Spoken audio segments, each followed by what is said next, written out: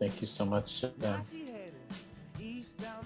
So just a reminder, this meeting is being recorded. If you don't want your full name up, you can change your name if you need help doing that. Just let one of us know. Actually, you can just go to, I think it's participants, right? And then Heather, help me out here. I'll change your name, I forget. More, and hit more, and you can rename yourself. You also can just click on your name itself. If you click on what your picture is, the three dots, you can rename yourself also. That's right. Oh, those that's three right. dots. Those three dots right near your face. Rick just joined. Henry C. Robert, Roma, hey. Ramona.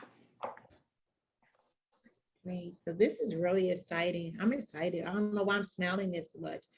Much as everybody's tired of Zoom, but it's still such a get-together space. You get to see folks that you love and appreciate. Haven't seen. I see new faces, Jeff. Wow.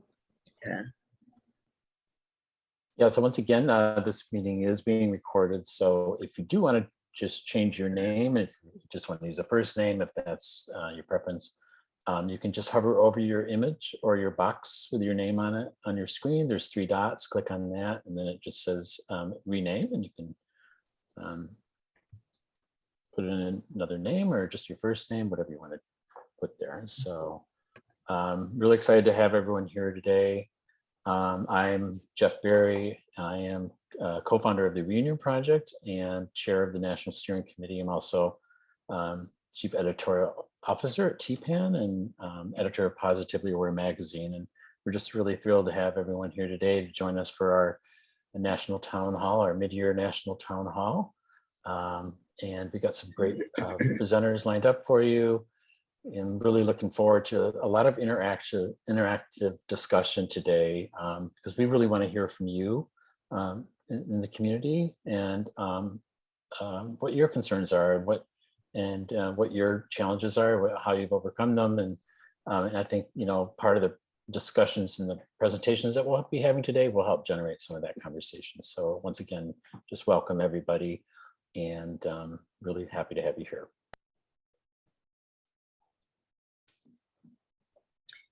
So, hi, I'm Wahida Shabazel.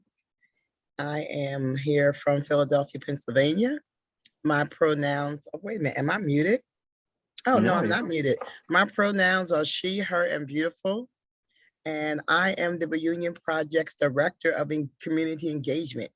I've been living with AIDS for over 20 years, and I'm thriving because of our community, because of the community spaces that we build. Allows me to thrive with HIV. The Reunion Project is the National Alliance on HIV long-term survival. Any of you, any members who've ever attended our town hall event or a conference workshop with us, or if you've attended a webinar or connected with us on social media, or have collaborated with the Reunion Project, are invited to become members of our alliance, along with allies who share our dedication to long-term survivors of HIV. Our mission is very simple. Our mission is to honor the history and the future of all who have survived and are living with HIV and AIDS. Today, the Reunion Project serves as a community. We serve our community through three primary roles. We convene, we bring us together, we bring together long-term survivors of HIV. We connect, Reunion Project connects long-term survivors to support each other for both individual and for our collective good. And we curate content.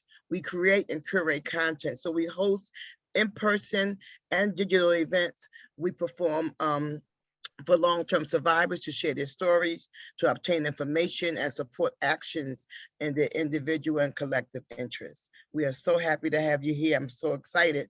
But right now, I think I need to turn it. I think I'm gonna turn it back over to Jeff. I think I'm going to take it, Wahida. Will you take it, Linda? Yeah, I'll turn it over to Linda then. Great, thank you, everybody. Again, I'm Linda H. Scruggs. I am a life member of the long-term survivor crew of the Reunion Project. Really happy that everyone is here. My job is to do a couple of housekeeping pieces for folks who may have been with us, who may be new with us. Just a quick reminder, the chat is the best way to connect to us. So please, throughout the day, put your posts in the chat, ask questions. We have team members who are monitoring the chat. We ask you to stay on mute when you're not speaking, as well as when the presenters are speaking. When we open up, we will ask you to raise your hand if you want to get into the queue to say something. There are a lot of folks who are going to be online. It is our job. We'll be answering questions both in the chat and live. We also want to just acknowledge a couple things in the agenda today. We'll have a quick grounding exercise, but we have two panels happening today. The first is Dr. Karris, who will be here talking with us about, as our keynote speaker, having a conversation of what are we doing in research and how we're aging, and all of those fabulous pieces that go along with that. We're following a break in a couple things. We'll have another piece from the National Working Positive Coalition will be with us. Some folks have been with us before. Our partners in this work that we do together around employment, age, and discrimination of people living with HIV. So there's two big chunks of today. Please make sure you are like me. I don't even know where my cup, here my cup is. Make sure you have some hydration. We'll have a stretch break, but please keep introducing yourself, to ask your questions. There are gonna be a couple polls that'll pop up throughout the day. We want to talk and hear from you in some different ways. So when the poll pop up, we invite you to respond with us, and then we'll keep this thing moving.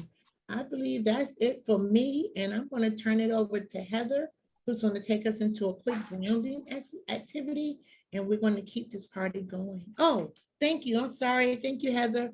Oh, our funders, everybody, our partners, our funders, but first we do want to give a great big shout out to the persons, the organizations that make the Reunion Program project activities possible. These are our funders: Gilead, Vive, Bristol Myers Squibb, Broadway Cares, Equity Fights AIDS, Janssen, Merck, and Walgreens. So please, please just think, I want to give them a hands up, because the work that we do at the Reunion Project is important. The work we do at the Reunion Project is what? For us and you. So both, again, as a woman diagnosed for over 31 years, I'm a lifer. I'm a long-term survivor. I'm turning it over to Heather now.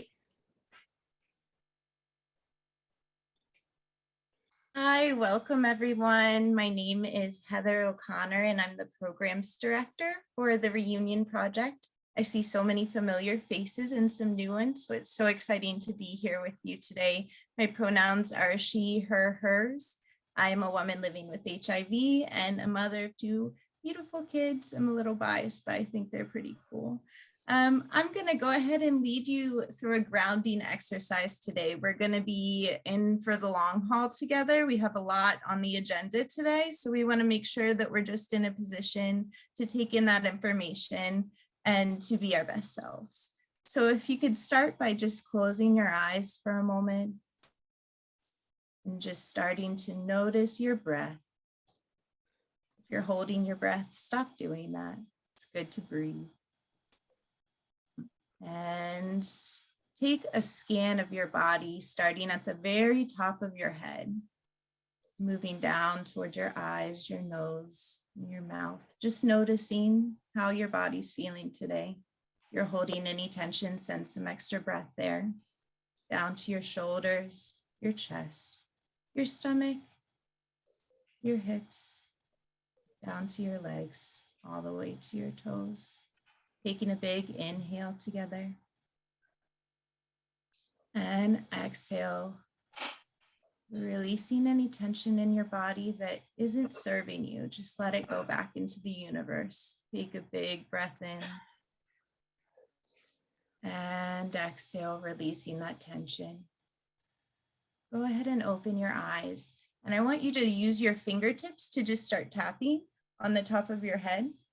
And we're going to tap on our face, and we're just waking up the proprioceptors in our body, just feeling where we are in space. taking that tapping, yes, over your mouth, down your neck. Yes, your shoulders, moving down towards your stomach, your torso, down to your legs. Wonderful. And taking a big breath in and exhale. Let's take a quick stretch together. We'll take our right arm and we'll lean over to the side, just opening up our side body, our ribs, lengthening, stretching those intercostal muscles, giving room for your organs to work as they should. And returning back to center. Go ahead and go the other way. Opening up the side body. Remembering to breathe through this. Releasing any tension that isn't serving you. And back to center. Go ahead and interlace your fingertips like you're holding your own hands. And place the palms of your hand on the back of your head. And go ahead and tilt your chin down to your chest and take a stretch there. Feeling the back of the neck open up, the top of the spine. Taking a big inhale here. And exhale, releasing any unnecessary tension. Excellent. And go ahead and return the head back to center. Taking the right hand to the left side of the face. You've got it. Very good. Go ahead and tilt that ear, the right ear, to your shoulder. And feeling your neck open up from the side, sternum open. Big inhale here. And exhale, releasing that tension. Good, and go ahead and switch the side, whichever side you haven't done yet. Go ahead and do that side and stretch. Feel the ear fall towards the shoulder. Feel the opposite shoulder opening up. Releasing that tension in the neck. Taking a big inhale. And exhale. Excellent. And send the head back center. And I want you to imagine from the center of your head, you can close your eyes or keep them open. Imagine that you're growing up through the top of your head, growing to sit as tall as you possibly can, floating upward while thinking about the trunk of your body rooted into your chair, growing endlessly in both directions, taking a big inhale here. And exhale. Go ahead and open your eyes. Take a moment to collect yourselves. Excellent. Wonderful job. And I'm going to go ahead and I think I'm moving it over to Jeff at this point. Thank you all so much. Hey, Heather, I think before Jeff comes up, I'm going to do something. Hey, guys, I forgot to do something. So I'm going to turn it over to Jeff in just a second. We want to do a quick poll. One more thing. It's not that I'm nosy. I just kind of want God wants me to know a lot. I'm not nosy, right? But can you go with me down to the chat for just a moment? We're not in the chat. We're going to do an actual poll.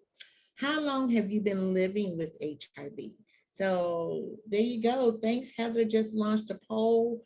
Just click on your response. Let us know the age, the longevity of this group here. So we have under 10 years, 10 to 25, over 25, and I'm not living with HIV. Jeff Taylor put his in the chat. Jeff said 40 plus years. Come on, Jeff. I love it. I love it. I love it. Yes. I love the poll. Thank you. Thank you. A lot of folks have voted. We're going to leave it up for about 90 more seconds. If you haven't, if you're on your phone, you're still figuring it out. If you're on your phone, if you go to the dots where the chat is, you should be able to see the poll if it's not showing up, but it should be on your screen. If not, we're going to do a quick countdown from 20 so we can see who's here. All right, Heather, you can go ahead and end the poll. If you missed the poll, you're welcome to be like, I'm going to be like Jeff. I'm going to do like Jeff. I'm going to put my little 32 up in here. And inside the chat. So thank you, everybody. Look like we have a lot of folks over 25 years. over, 23 of the 34 that voted. We have, I love it, we have folks who are 10 to 25 years, and I love that our allies are here. I call them co-conspirators, right? If we get in trouble, you get in trouble with me. Allies go home when we got to do some troublemaking. So at this time, thank you for sharing with us. I'm gonna turn it back over to Jeff Berry, who will take us into our first panel with our speaker. Thank you. Thank you so much, Linda. And thank you, Heather, for that wonderful grounding exercise. That was just amazing. I feel like I really needed that. So I feel a lot better. And I'm really excited to have our first and our keynote speaker here with us today. And I first remember meeting Maile, I'm sorry.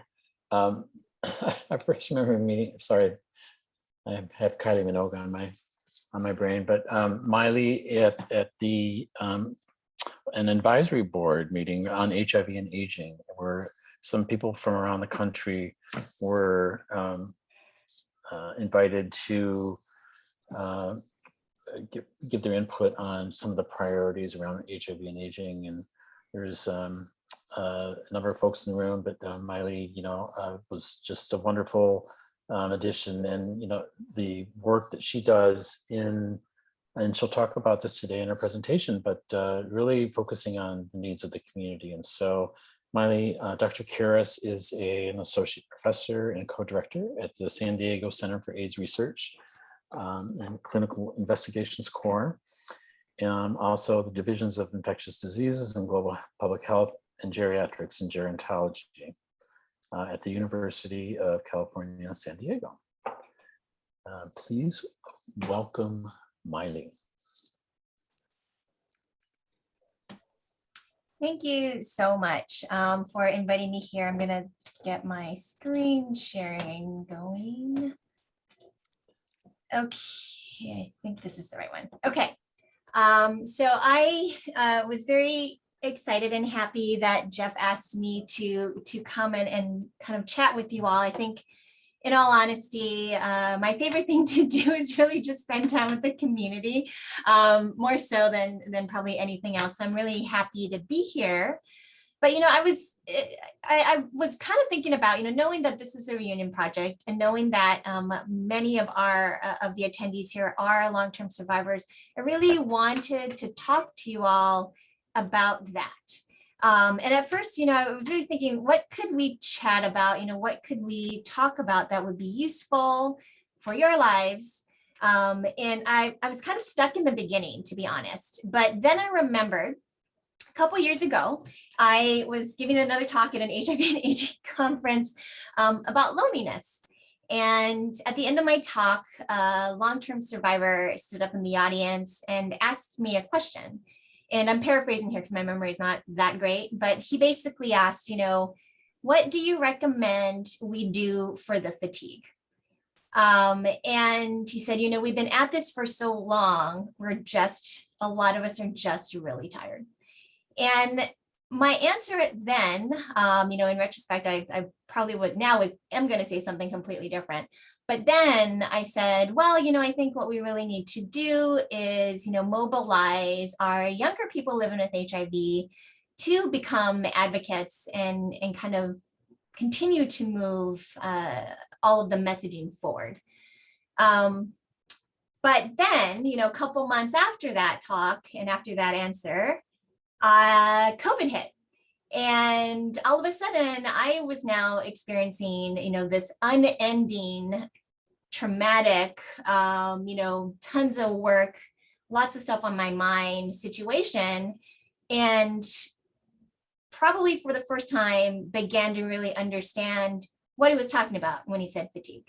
It wasn't just advocacy fatigue. It becomes this fatigue of life. If you're looking forward and you don't know where the future is going, and everything every day is just the same, and you feel isolated, that is just a glimpse, I know, of what many of you have gone through and maybe are still going through. But I think I finally understood the question that he's asking me, like, what do we do about this fatigue? So today we're going to talk about that. I personally, do not have the lived experience, but what I'm going to do is actually talk to you about the data, and hopefully we can have some really fun and interesting discussions. I always feel like I learn more from you than I teach anybody. So I'm very, again, happy to be here. So we're going to talk about thriving and surviving.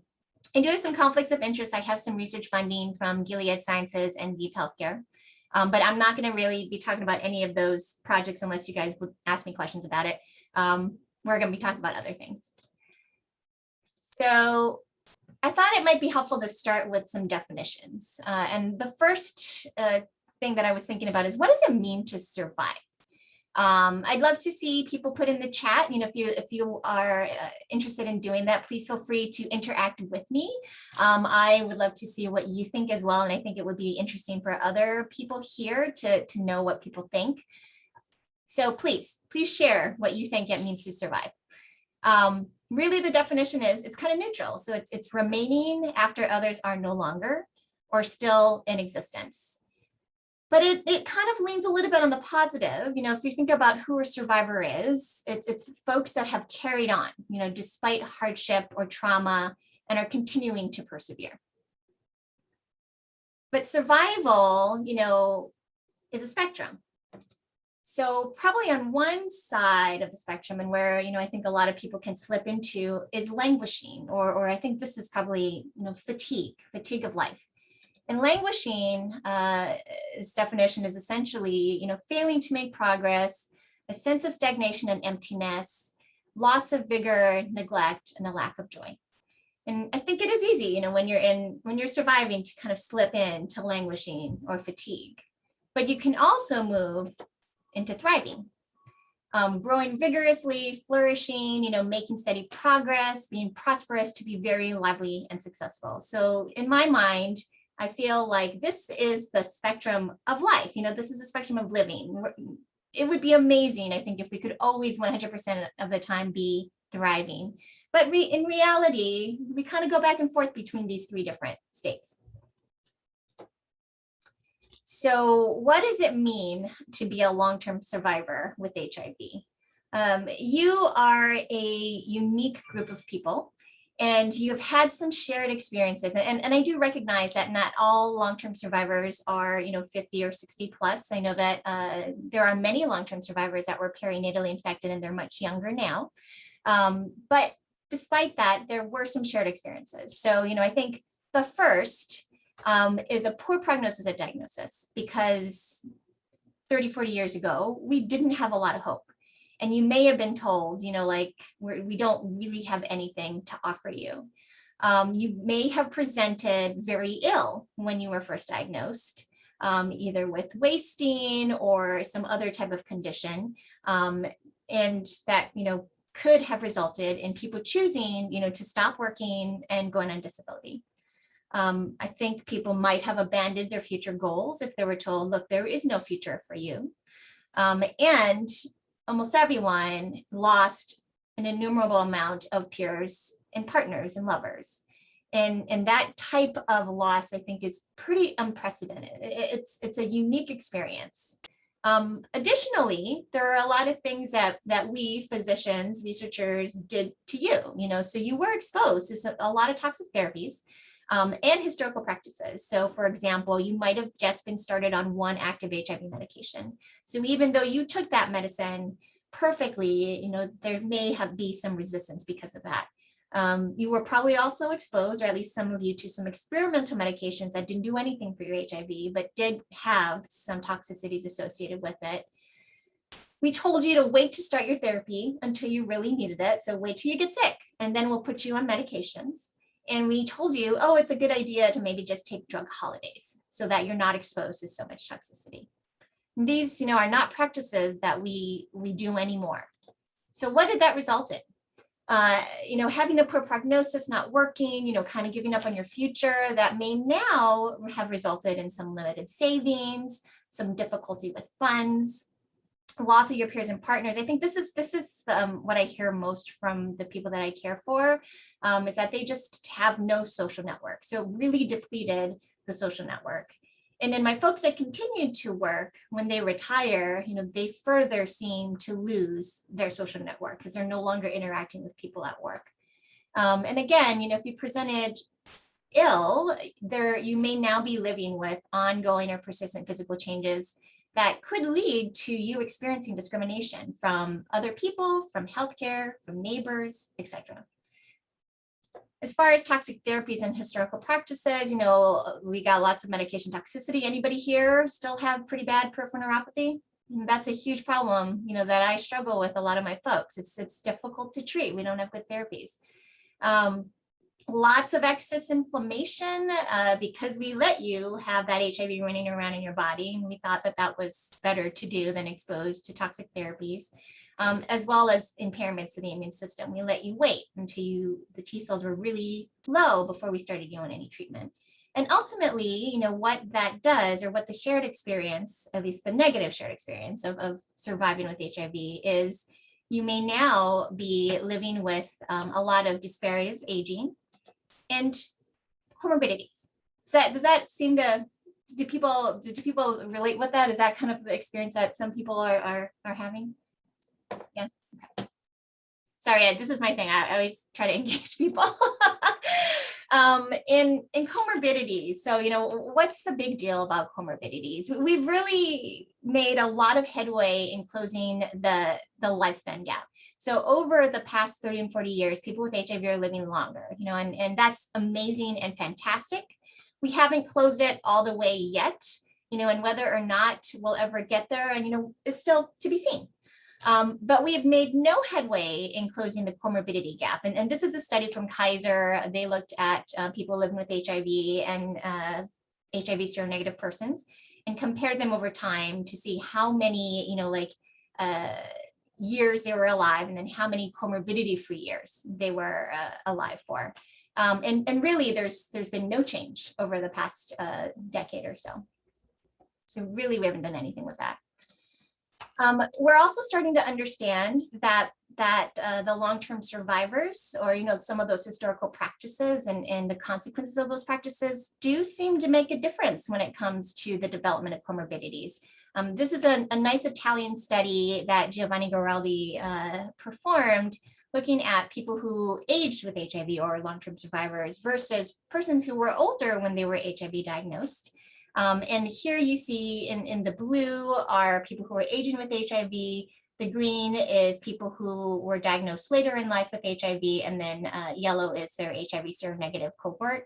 And there are some differences in the development of some of these comorbidities. Most notably, the hypertension is much higher in people who have been living with HIV, as well as multimorbidity.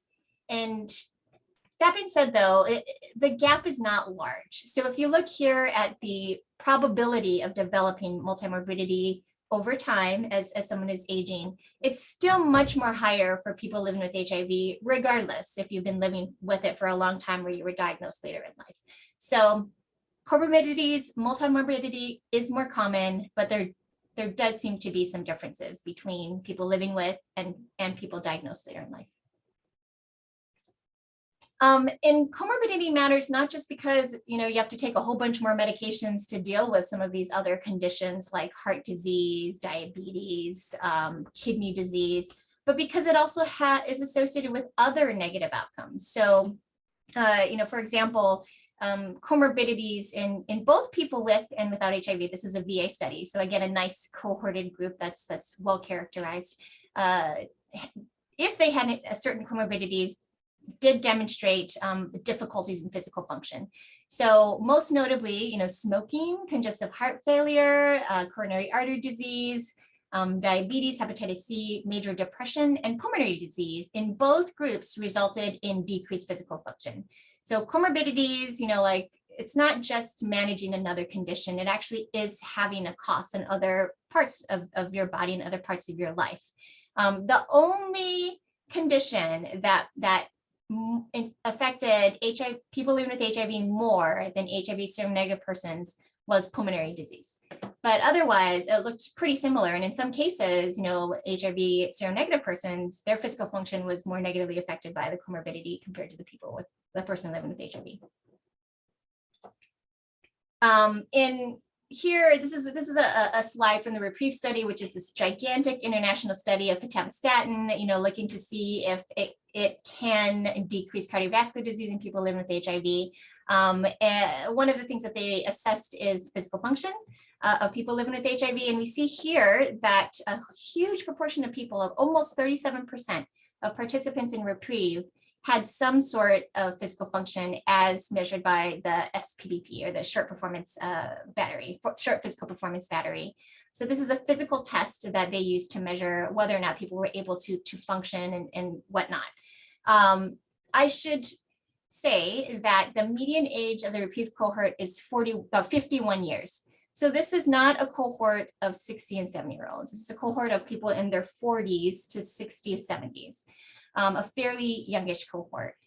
People who were older did have more difficulty with physical function, as well as persons who were of color. So physical function does differentially impact people living with HIV. But in general, comorbidities are contributing. Comorbidities are also contributing to differences in cognition. So the Charlson Comorbidity Index score at the top here is basically just a general comorbidity score. It's multiple different conditions all in one scale. Anything to the left of that dotted line is associated with cognition. So certainly if you have multimorbidity, you're more likely to have some neurocognitive decline. Age is also associated with increased risk of neurocognitive decline, or increased odds, as well as liver disease, heart failure, diabetes, and other end organ damage. So it doesn't just affect physical function. Comorbidities also contribute to cognitive function. And people living with HIV, for a while, even though we knew that there was a condition called HAND, or HIV-associated neurocognitive disease, we didn't know if people living with HIV would be more at risk for developing some of the other more common dementias. But now, that we have people who are aging into their 80s and later, we are beginning to see some of these age-associated conditions, such as Alzheimer's disease.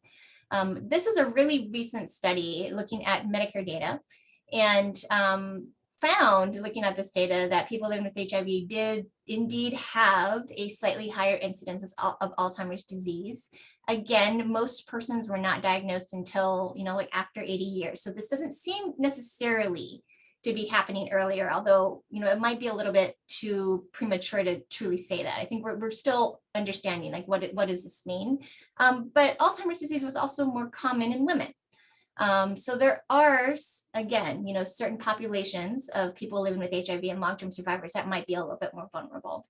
Similarly, we see that people living with HIV have a higher chance of progressing to neurocognitive impairment than HIV seronegative persons. It's more likely if you're older, again, because I think with age, some of the organs start to decline, including the brain.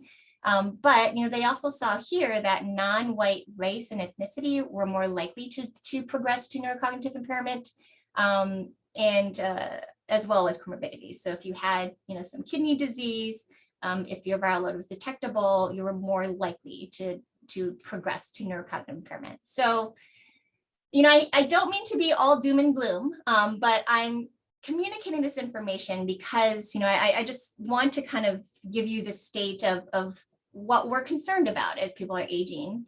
And hopefully, this data will not stress you out or make you depressed, but hopefully it will motivate you to maybe do something about it so that you are not one of these numbers. So it's not just comorbidities. Earlier on, when we were talking about, what's different about long-term survivors, we talked about, okay, because of what we did to you, there's an increased risk of comorbidities, but there are also some of these disparities of aging. And both of those things are contributing to the aging experience of people living with HIV, particularly the stress around aging with HIV. So when we ask folks who are aging, there's lots of uncertainty around aging. I think the comorbidities condition really makes people confused about like, what is causing my health challenges? You know, like, why am I having difficulty walking now? You know, like, is it my HIV? Is it my HIV medications, or is it something else? Why am I sleeping all the time, or why can't I sleep? You know, like, what's going on here? And that comorbidity is difficult to kind of tease out. Okay, what's going on here? What can I do so that I feel like I can be healthier? But you know, it's the disparities of aging, or disparities of living, because living is aging, aging is living, that I think are causing people a lot more stress. So like, who's going to care for me if I ever get to the point where I can't care for myself? You know, will I be able to find long-term housing appropriately? I'm dealing with this now with one of my patients, and it is a very difficult issue. When do I retire? Do I retire? And then, you know, do I need to, what do I do after I retire is another uncertain question. And then I think the one that you should be worried about, especially if you're all seeing an infectious disease doctor for your HIV care, is, will my doctor know what to do with my other conditions? You know, I'm an infectious diseases doctor, and yes, I am internal medicine trained, but I am very far out from my internal medicine training.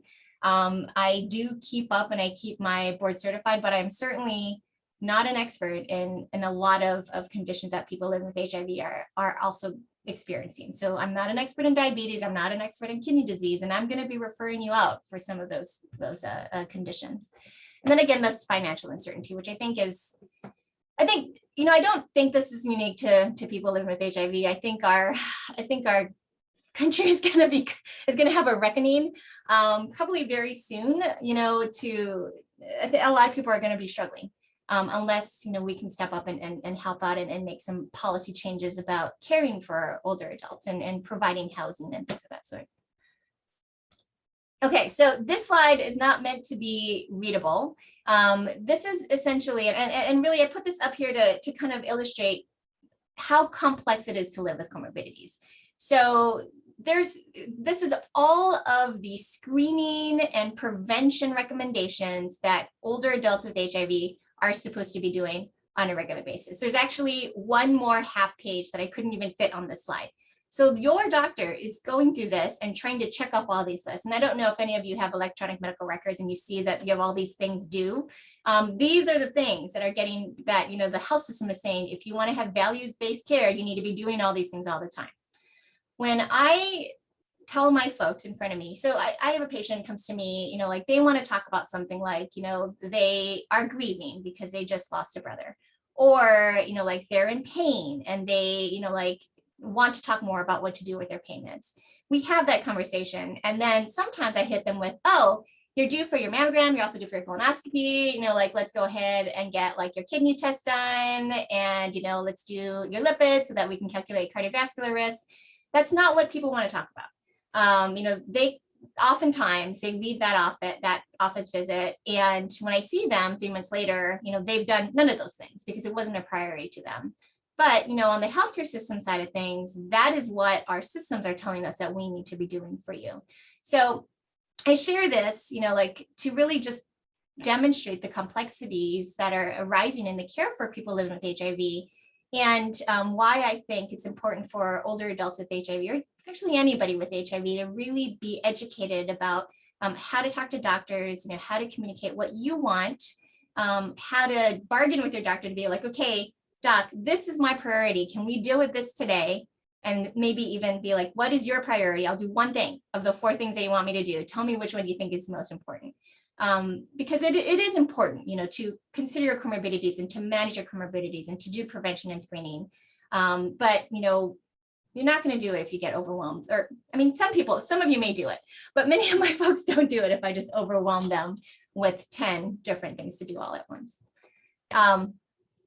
Please comment if anyone has experiences with this. You know, please share stories. You know, I want to hear, does your doctor do things differently, and whatnot. And so the other thing about this, you know, it's also, yes, comorbidities contributes to this, and yes, this is an aging thing, but disparities of aging also contribute to this. You know, so maybe you can't afford to, you know, like have someone, or maybe you don't have someone that can pick you up after your colonoscopy. how do you get it done? They want someone to pick you up. They want someone to drive you home and make sure that you're cognitively okay. Have those conversations with your doctor, because there are things that we can do to help so that you can get some of these screening done, and you don't have to just avoid it forever. So another thing that is very real that I see on a regular basis, and I think also impairs the management of comorbidities, is HIV discrimination. So in several studies around this, anywhere between a quarter to about a third of people living with HIV report that they have experienced discrimination at the hand of a healthcare provider. Have any of you guys experienced that?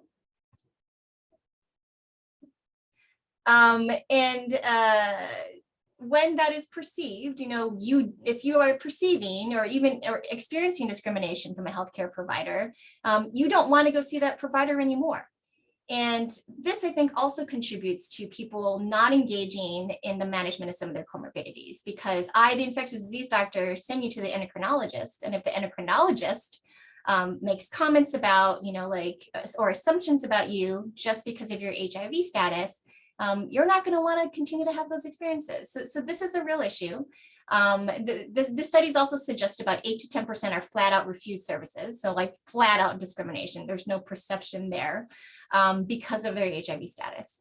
And this table here, it wasn't as bad as I thought it was going to be. When I first pulled up this article, so this article is basically looking at providers in the Deep South and asking about their attitudes towards people living with HIV. And I actually thought it was going to be worse than it is, but it's still not great.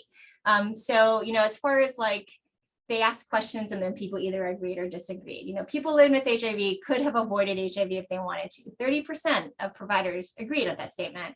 HIV's punishment for bad behavior, thankfully only 2% did, but still 2% agreed with that statement. Most people living with HIV do not care if they infect other people. 9% agreed with that statement.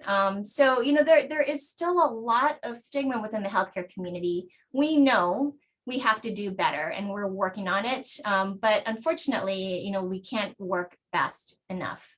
And as you imagine, and I'm sure many of you have experienced this, if you are a person of color, if you're a woman, if you are a transgender man or transgender woman, those discriminations are magnified.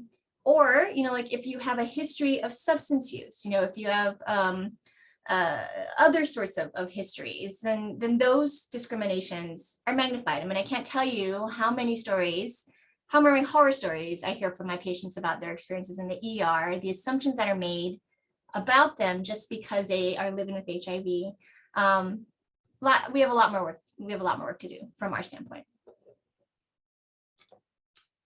And disparities of aging, also contributes to these outcomes that I've talked about that, comorbidities do. So this is a study. This study wasn't great. Basically they wanted to look at loneliness, and they looked at what are the contributors to loneliness in people living with HIV, and then what are the consequences of loneliness for people living with HIV. So they kind of put together this graph. Statistically, this is, I think, early stages. I think a lot more needs to be explored as to really understanding like what are the connections here and what mediates what. But what I did like about this study is that they did identify and they did look at several disparities of aging. So poverty, stigma, isolation, and looked at how do they impact loneliness. All of these like negatively impact loneliness. And then they looked at, okay, in someone who's lonely is being impacted by all of these disparities of aging, how does it impact other aspects of their lives? And so loneliness was also associated with substance use, poor mood, higher stress levels, cognitive impairment, physical inactivity, similar to comorbidities, and health-related quality of life. So essentially, people living with HIV who are experiencing disparities of aging and who are living with comorbidities are facing an uphill battle for a lot of things. But, in the context of disparities of aging and comorbidities, how do survivors become thrivers? I'm just going to take a pause here because I'd love to hear what you have to say before I move on to the next slide. Because I love learning from you. So I'm gonna turn on the chat real quick so I can see it. Let's see here.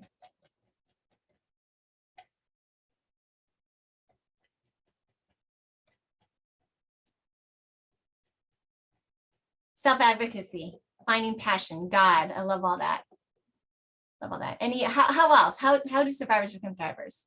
Having a good doctor.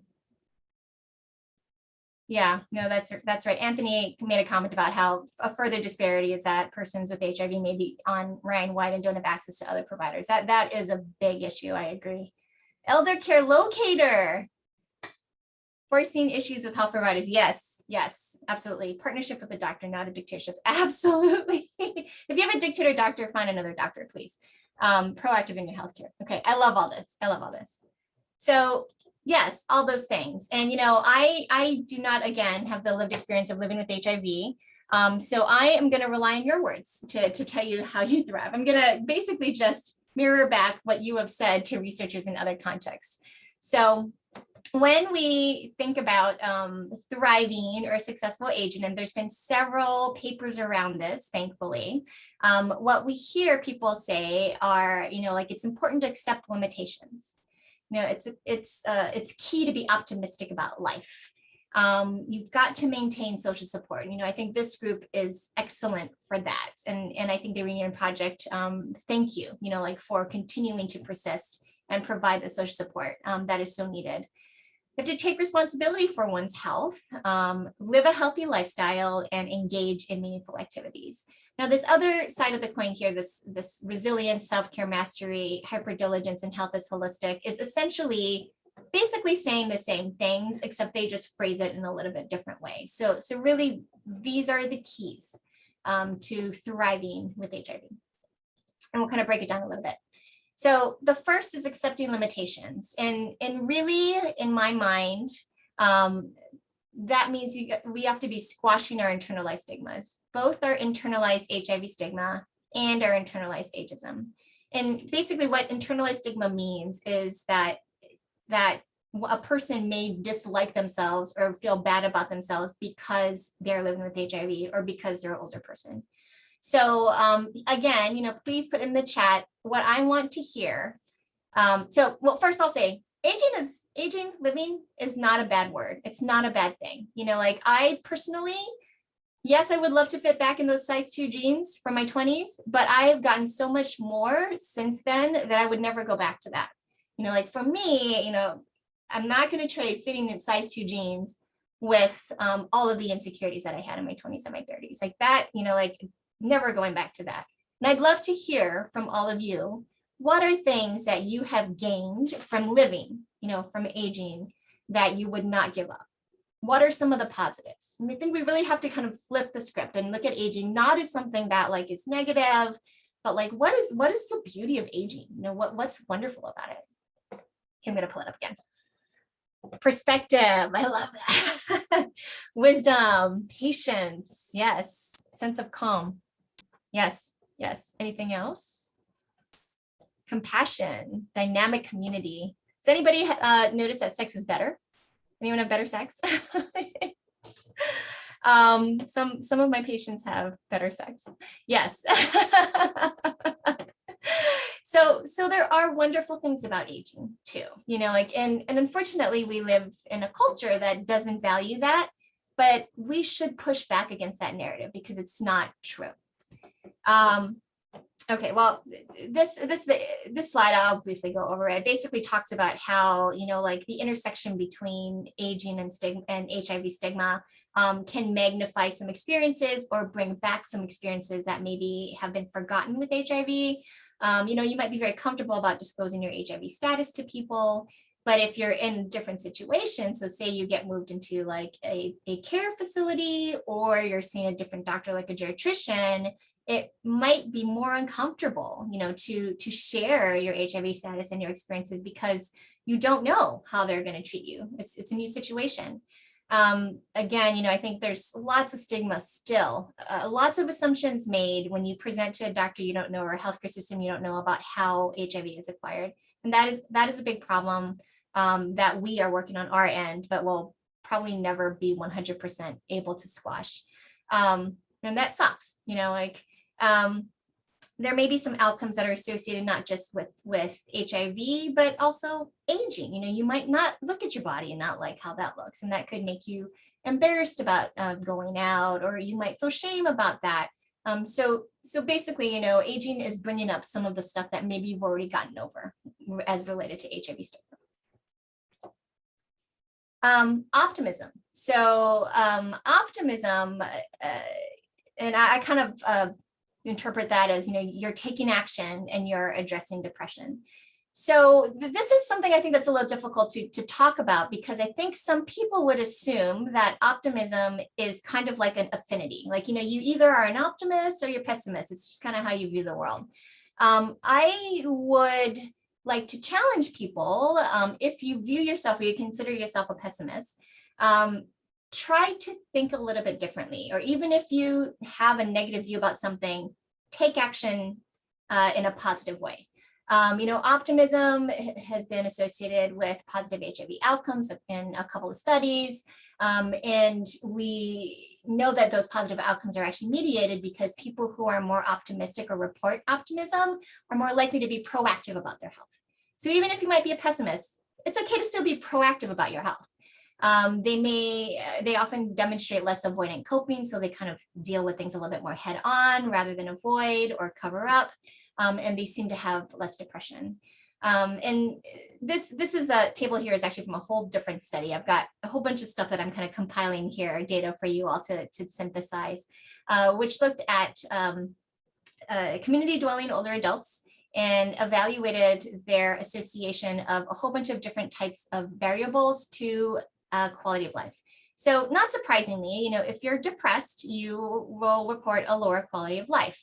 If you have IADL declines, which is basically if you're struggling with completing your independent activities of daily living, like taking your meds, going to the store, doing your laundry, cooking, then you're going to experience a lower quality of life. However, if you have resilience, if you're optimistic, if you're kind of taking action, then your quality of life is more positive. So data basically demonstrating that, having a positive outlook, taking action will help with aging. The next thing that people living with HIV said was a key to successful aging is maintaining social support. And this study was done by the ACRIA group, Mark, Brennan, Ing, and what they did is they kind of separated people into 3 different groups. Folks that they viewed as isolated, meaning they may have had some living relatives or family, but they really didn't interact with them, and they weren't really interacting or didn't have any regular close friends.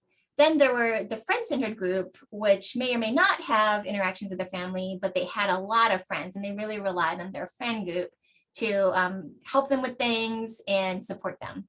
Then there was the integrated group that had both. And here you can this is just kind of like the breakdown of how the 3 different groups were. But when you looked at different measures, so UCLA loneliness score, this is depression score, personal growth, self-acceptance, the persons in the isolated group had a higher level of loneliness and depression, lower levels compared to both friend-centered and the integrated group, with personal growth and self-acceptance. And then as far as stigma, a lot more stigma kind of across the board. So, struggling with disclosing status, lots of personal or internalized stigma. We're worried about, like stigma being enacted upon them or anticipated stigma, that's this public stigma, and then had a poorer self-image of themselves. So what we can't get from the study is whether or not, these conditions were there first and subsequently resulted in someone being isolated, or if the isolation is resulting in those conditions. But either way, they demonstrated this association. And for me, I feel like it really does nicely communicates that, we're social creatures. We need other people. One of the things that I hear a lot from some of my long-term survivors, the ones that lost a lot of people, especially, I encourage them. A lot of them are isolated and depressed, and I really encourage them to go out and make friends. Go to this activity. I give them information about support groups. I even sometimes call the people that are in charge of the support groups or the affinity groups, and I ask them to engage my patient with permission, of course. And almost inevitably, the folks that are really isolated tell me, no, I don't need that anymore. I think that, I already had the love of my life, already had wonderful friendships, and now I'm okay. I'm just okay being alone. And what that is, when someone is lonely, it becomes and isolated, it's much more difficult to change that. And people become more fearful of being harmed when they've been so alone and isolated for so long. And that's something I think we'll talk about in the next few slides. So loneliness. You heard me say that I talked about loneliness a couple of years ago. It is an incredible interest of mine just because I see it a lot, unfortunately. 58% of older people with HIV report that they're lonely, and lonely people are more likely to have certain types of behaviors. So they're more likely to smoke, they're more likely to be an at-risk drinker, or use other substances, often have low social support. Loneliness is associated with depression and poor quality of life, as well as self-reported functional impairments and more difficulty doing things. But there is a bright side to loneliness. In all the studies that have looked at differences over time, over ages, older adults, so people that are 60 years and older, are less lonely than folks in this 50 to 59 range. We don't really understand, is this a survivor bias? Are people that are 60 plus, are they special? Are they unique? And that's what allowed them to be alive 60 plus years? Or is there something that happens with time? Is there something that happens with living that can negate the effect of being isolated and being lonely? What do you guys think? One or the other. Anyone have any thoughts? All right, I'll just go on. So there are ways to modify loneliness. And one of the things that you all shared about, was one of the gems of aging is wisdom. And wisdom is a way to mitigate loneliness. So people who are wise are less likely to be lonely. And wisdom does develop with age because it requires experiences and experiencing life, to have a better understanding of what life is and how life works and how people work and how people are. So that actually may be the explanation behind why we see that as you age, you seem to become less lonely. Other things that protect against loneliness or can modify loneliness is nostalgia. So how many of you, get together in groups and or family, and you see like an older friend and they keep telling you the same stories over and over and over? Does that happen to some of you guys? That happens to me and some of my family members, and some of my patients. But nostalgia is actually good. They're practicing nostalgia. They're remembering, some of their wonderful good memories. And that also is very protective against loneliness. And lastly, this concept called eudaimonia, or basically achieving and experiencing what it is to you to have a good life. That's kind of eudaimonia. If you view your life as being joyful and, fulfilling, then that also is protective against developing loneliness. Okay. Oops. Okay. Next step is taking responsibility for your own health, or embrace your mastery. How many of you feel or would say that you've got mastery over your HIV?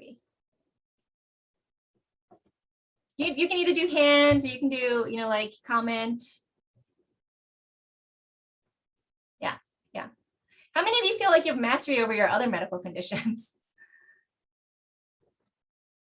You still see hands, that's good. Okay. Yeah, so essentially that's basically what mastery is. Mastery is using your background and the skills that you've developed over time to really take control of your own life and to have activities that help you to be healthy. For me, I feel like mastery can be fostered and developed. You celebrate yourself, advocate for yourself, like we've been talking about. If you're not getting what you want from your doctor, advocate for yourself. And pursue ongoing HIV education so you know what you can ask for and you know what questions you want to ask. A lot of HIV doctors are not very well versed in geriatric approaches to care. And I think going to talks from geriatricians like Meredith Green and Jeannie Siegler can give you a lot of information that your doctor may not know about. So for example, one of my patients has really been struggling at home to take care of herself. She can't afford to move into a facility that takes care of her, and her family's not interested in taking care of her either.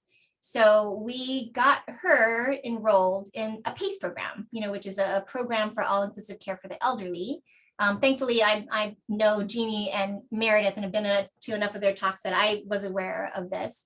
And she loves it. Initially she felt like I was getting rid of her, but we had a conversation that you're not losing me, you're just gaining, like more people to help you around the house, and you're gaining some social support. And she's thrilled and excited about that. But here, this graph really demonstrates that mastery is associated with less depressive symptoms, and even someone that has a high level of mastery or is really able to understand how they work and how they can navigate barriers. Even if you throw a whole bunch of stigma at them, they still, can't be protective against depressive symptoms. So mastery is something to continue to strive for. And then live a healthy lifestyle. I know this is probably something that all of you guys already know, and you're like, I already know this, everybody knows you're supposed to eat right, exercise and sleep, yada, yada, yada. I'm just going to show you some of the data in case you need a little bit more as it relates to HIV. So this study looked at diet, and they specifically wanted to see, does a healthy or unhealthy diet correlate to levels of inflammation in the body? And again, inflammation is important to researchers who study HIV and aging because it is associated with lots of negative outcomes. It's associated with cardiovascular disease, kidney disease, liver disease, death.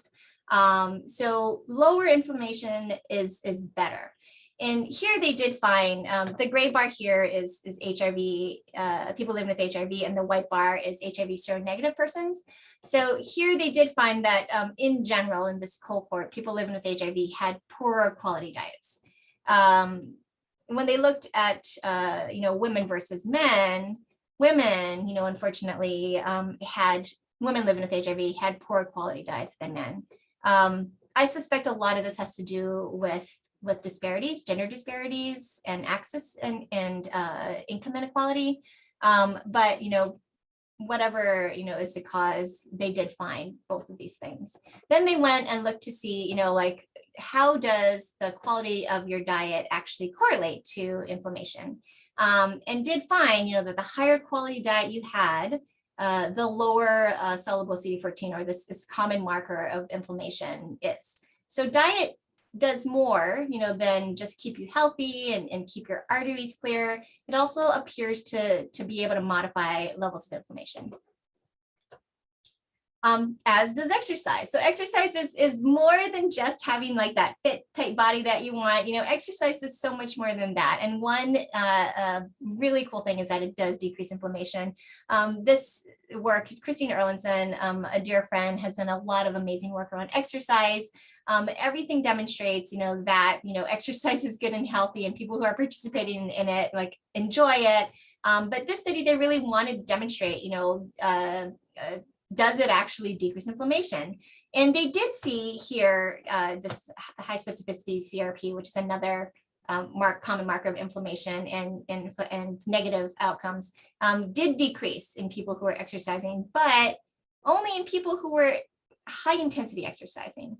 So moderate intensity did not demonstrate the same decreases in inflammation that the high intensity did. So what they're trying to study now is, how feasible is it to have people get to the point where they can tolerate and sustain high intensity exercises into older age. And if you don't like to do, cardio, although you should, because that's what's currently recommended by, the CDC, and you just like to lift weights, that's good too.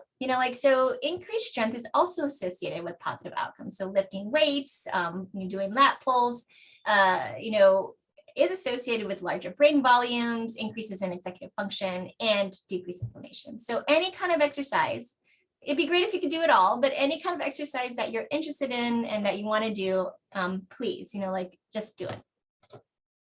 And then exercise improves mood. And here I actually put 3 different studies from across the world, mostly focused on women. There is a huge concern about women living with HIV because, as I had said earlier, they're a little bit increased risk of more physical function issues and cognitive issues. So we want to get women moving and exercising. And here we see that exercise given using all sorts of different modalities, whether or not you're in an actual formal program, whether or not you're given a book that demonstrates exercises, or whether a lay healthcare worker or peer navigator is counseling you once a week to exercise, people get better and they feel better. It decreases anxiety, it decreases depression, improves body image, and also, decreases some HIV related stress. So from a mental health standpoint, exercise is also excellent. And then sleep and frailty. I think I'm going to skip this one. I think everybody knows that sleep is great for us and our brains and our bodies. But there are lots of reasons why people living with HIV have difficulty sleeping. And one of the MAC studies demonstrated that a huge proportion of men living with HIV have sleep apnea, even though they have low body mass indexes. So when we think about sleep apnea, we tend to think about somebody who's maybe a little bit overweight, has a thick neck. But in the MAC study, I think it was like 70% tested positive for sleep apnea, and they did not have that body type. So things are pretty common. Sleep problems are pretty common and may be reversible. And if you're struggling with sleep, ask your doctor and say, hey, do you think I should do a sleep study, see if maybe sleep apnea is a problem here? And you can say in that MAC study, there's a high proportion of people with sleep apnea. And then I'm going to talk about what I feel like is sometimes the elephant in the room. So this is a recently identified syndemic, or essentially what a syndemic is multiple co-occurring epidemics that are interacting with each other to make outcomes of interest worse. So the oath syndemic was identified through the VA, through looking at a lot of the VA cohort work. Essentially, the combination of substance use, HIV, and aging, and this is any substance use, not just people who have substance use disorder, any tobacco, any alcohol, any other drugs, those three things together increase risk of frailty, falls, rehospitalizations, prolonged hospitalizations, and all sorts of negative outcomes. So I'm not saying it's don't have that occasional glass of wine or beer or cocktail, or occasional joint and whatnot. But I really do believe that as we all age, we really need to think about, is this worth it? Is it worth it for me to continue to use this or that and whatnot? And why?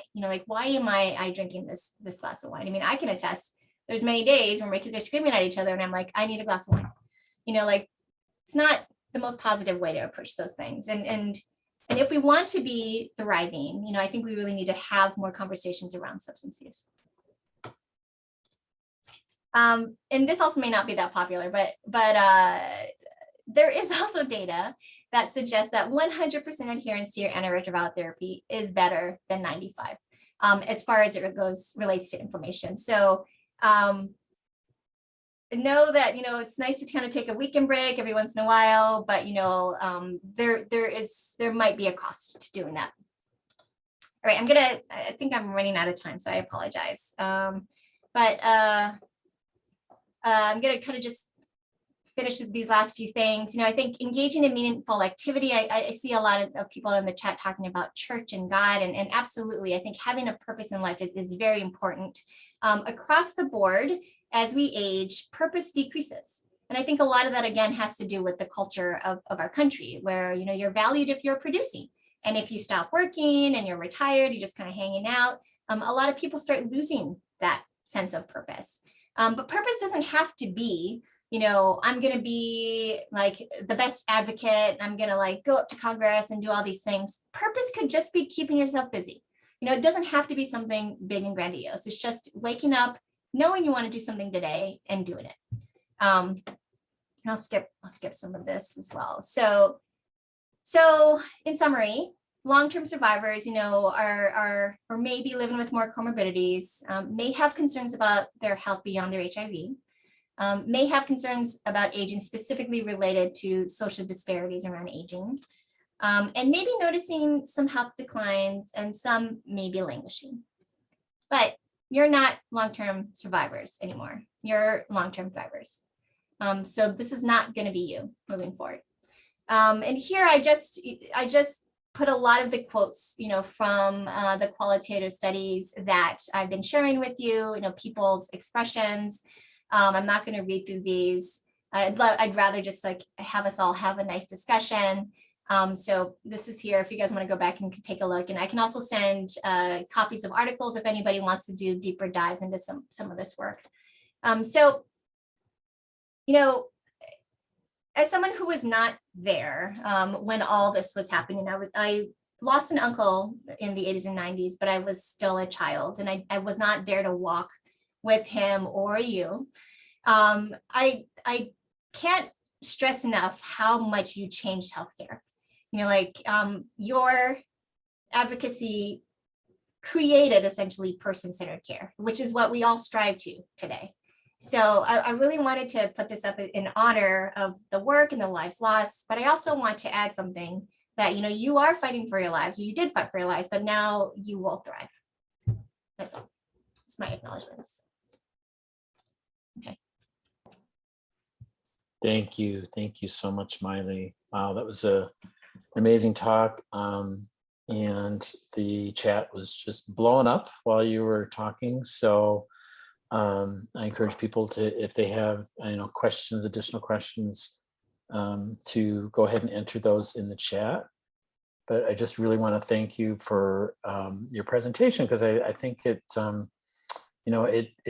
it highlighted not only some of the issues that we're facing, but also some solutions and some ways to counteract some of the negative effects of HIV and aging. And so I personally, those are the kind of presentations I love, because I always feel like we need tools, right? We need tools to make our lives, improved and to kind of, offset some of those effects of HIV and aging. There was a comment in the chat about it actually was a question. It's how do you know how much inflammation is in your body?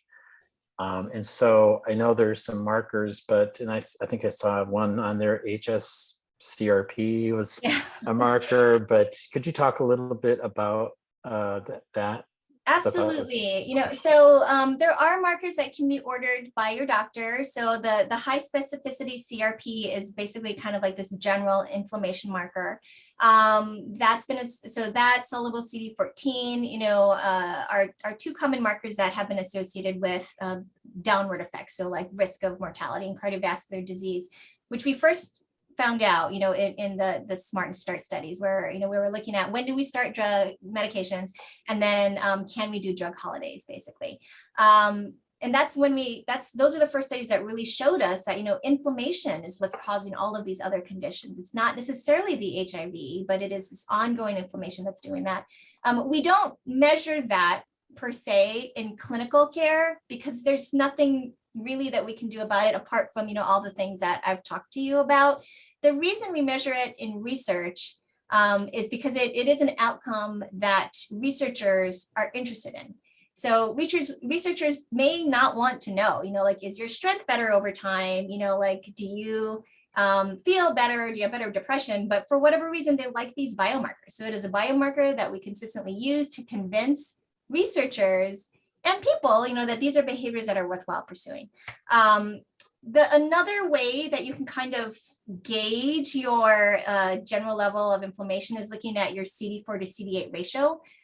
For most long-term survivors, your CD4 percentage is going to be lower. Again, not because of you, but because of practices that at the time we thought were best for people living with HIV. So if you have like a CD4 that's much lower than your CD8 percentage, likelihood is that you have some ongoing inflammation. The CD8 T cells are cells that respond to, things like other viruses around, like CMV and things like that. And they are pro-inflammatory cells for the most part. So that's one way, if you want to just kind of take a look and see, what is my level of inflammation, should I actually get up today and go exercise or not, Thank you. Yeah. So And then there was a specific question, just whether fish oil reduces inflammation. I don't know if you. Oh, that's a good question. So not that I know of. I haven't seen that data. It does decrease, lipids, but I haven't seen any data around inflammation. Okay, thank you. So one comment in the chat, the person's pet peeve is that, sometimes we focus so much on the negative, and would love to see us, flip that conversation and, focusing on the positives, which I think, your talk kind of highlighted, but, it's difficult because, and I've talked about this before, but it's like when you talk about HIV and aging, it becomes this big, long laundry list of, okay, here we go. This is what's all, but you're so depressed by the time you get through that list that it's hard to even focus on the positive. So I don't know if you just want, that's just a kind of a comment, but not really a question.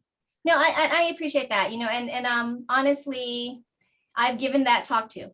I feel, so for this one, I in my head, like we're researchers, we're clinicians. We kind of put stuff together in our head. For me, it kind of makes sense to present the picture and then talk about like, what are we going to do about it? But you're right. I think I am also happy to just give talks talking about the positives. We have a hand raised. Melanie, do you want to unmute yourself? Hi, Dr. Karris. This is Melanie Reese Hi, from OL. Melanie. Nice to see you. Yes. The picture that you showed that says we are fighting for our lives only showed men.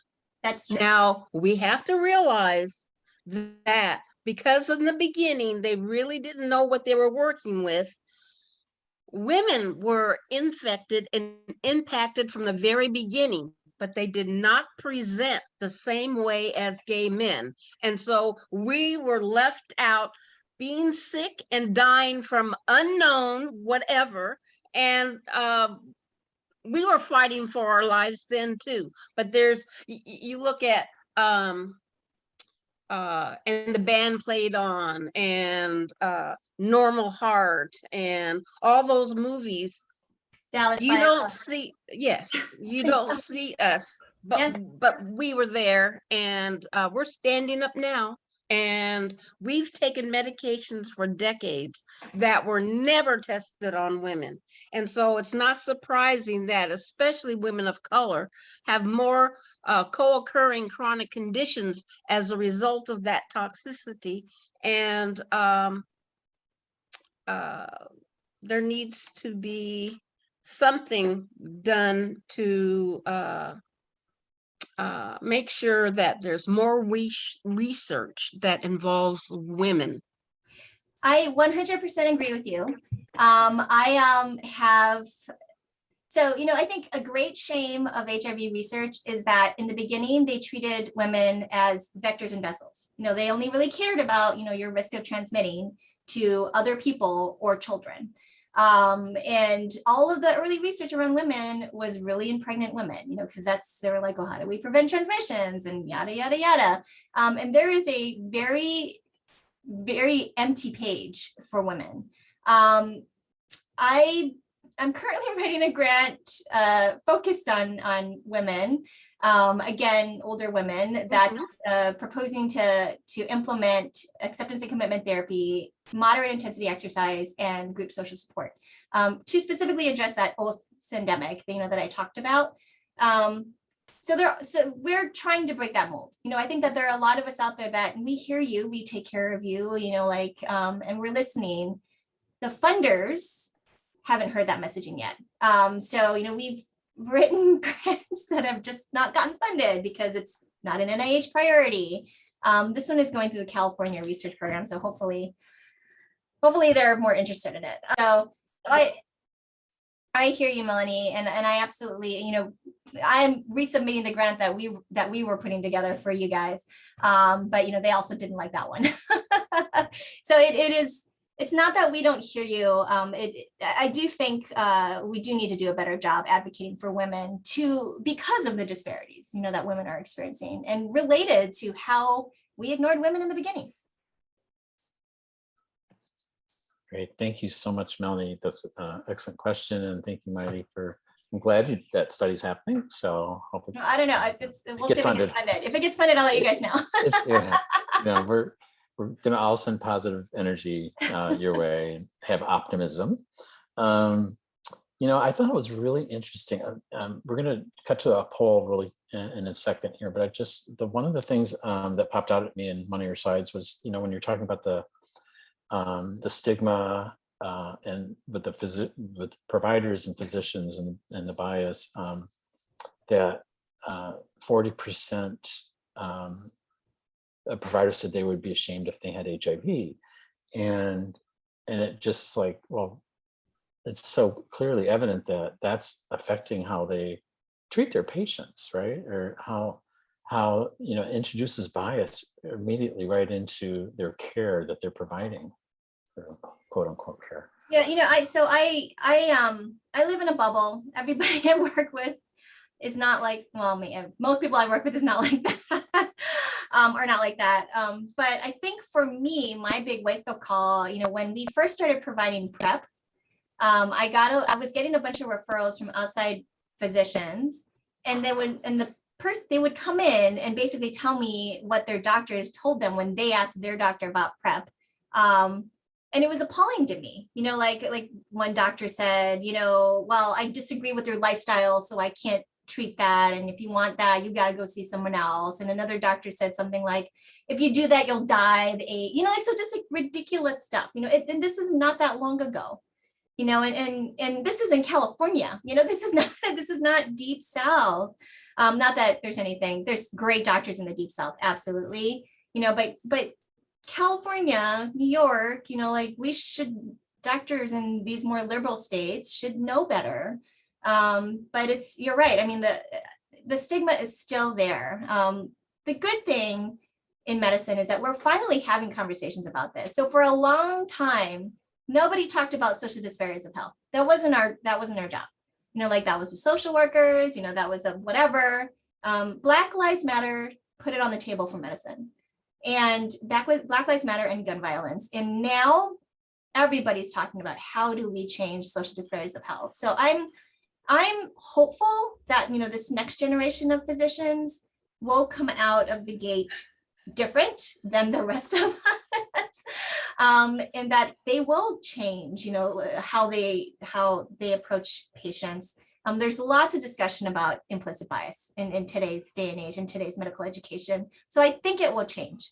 But some of those older folks are probably just going to persist that way until they retire. Thank you. Sounds like a really great opportunity for education too. Training around this for providers. Yeah, it's not easy. Yeah. The study was done in the South, did you say? Or yeah. Okay. Yeah, it's interesting. There's not been a lot of work on looking at HIV discrimination in providers. That was one of the few studies that's been published. So again, I think because for a long time we didn't think that dealing with implicit bias and social disparities of health was a doctor thing. Yeah. So, okay. So actually, we're going to cut to a poll right now, real quick. So it should be showing up on your screen.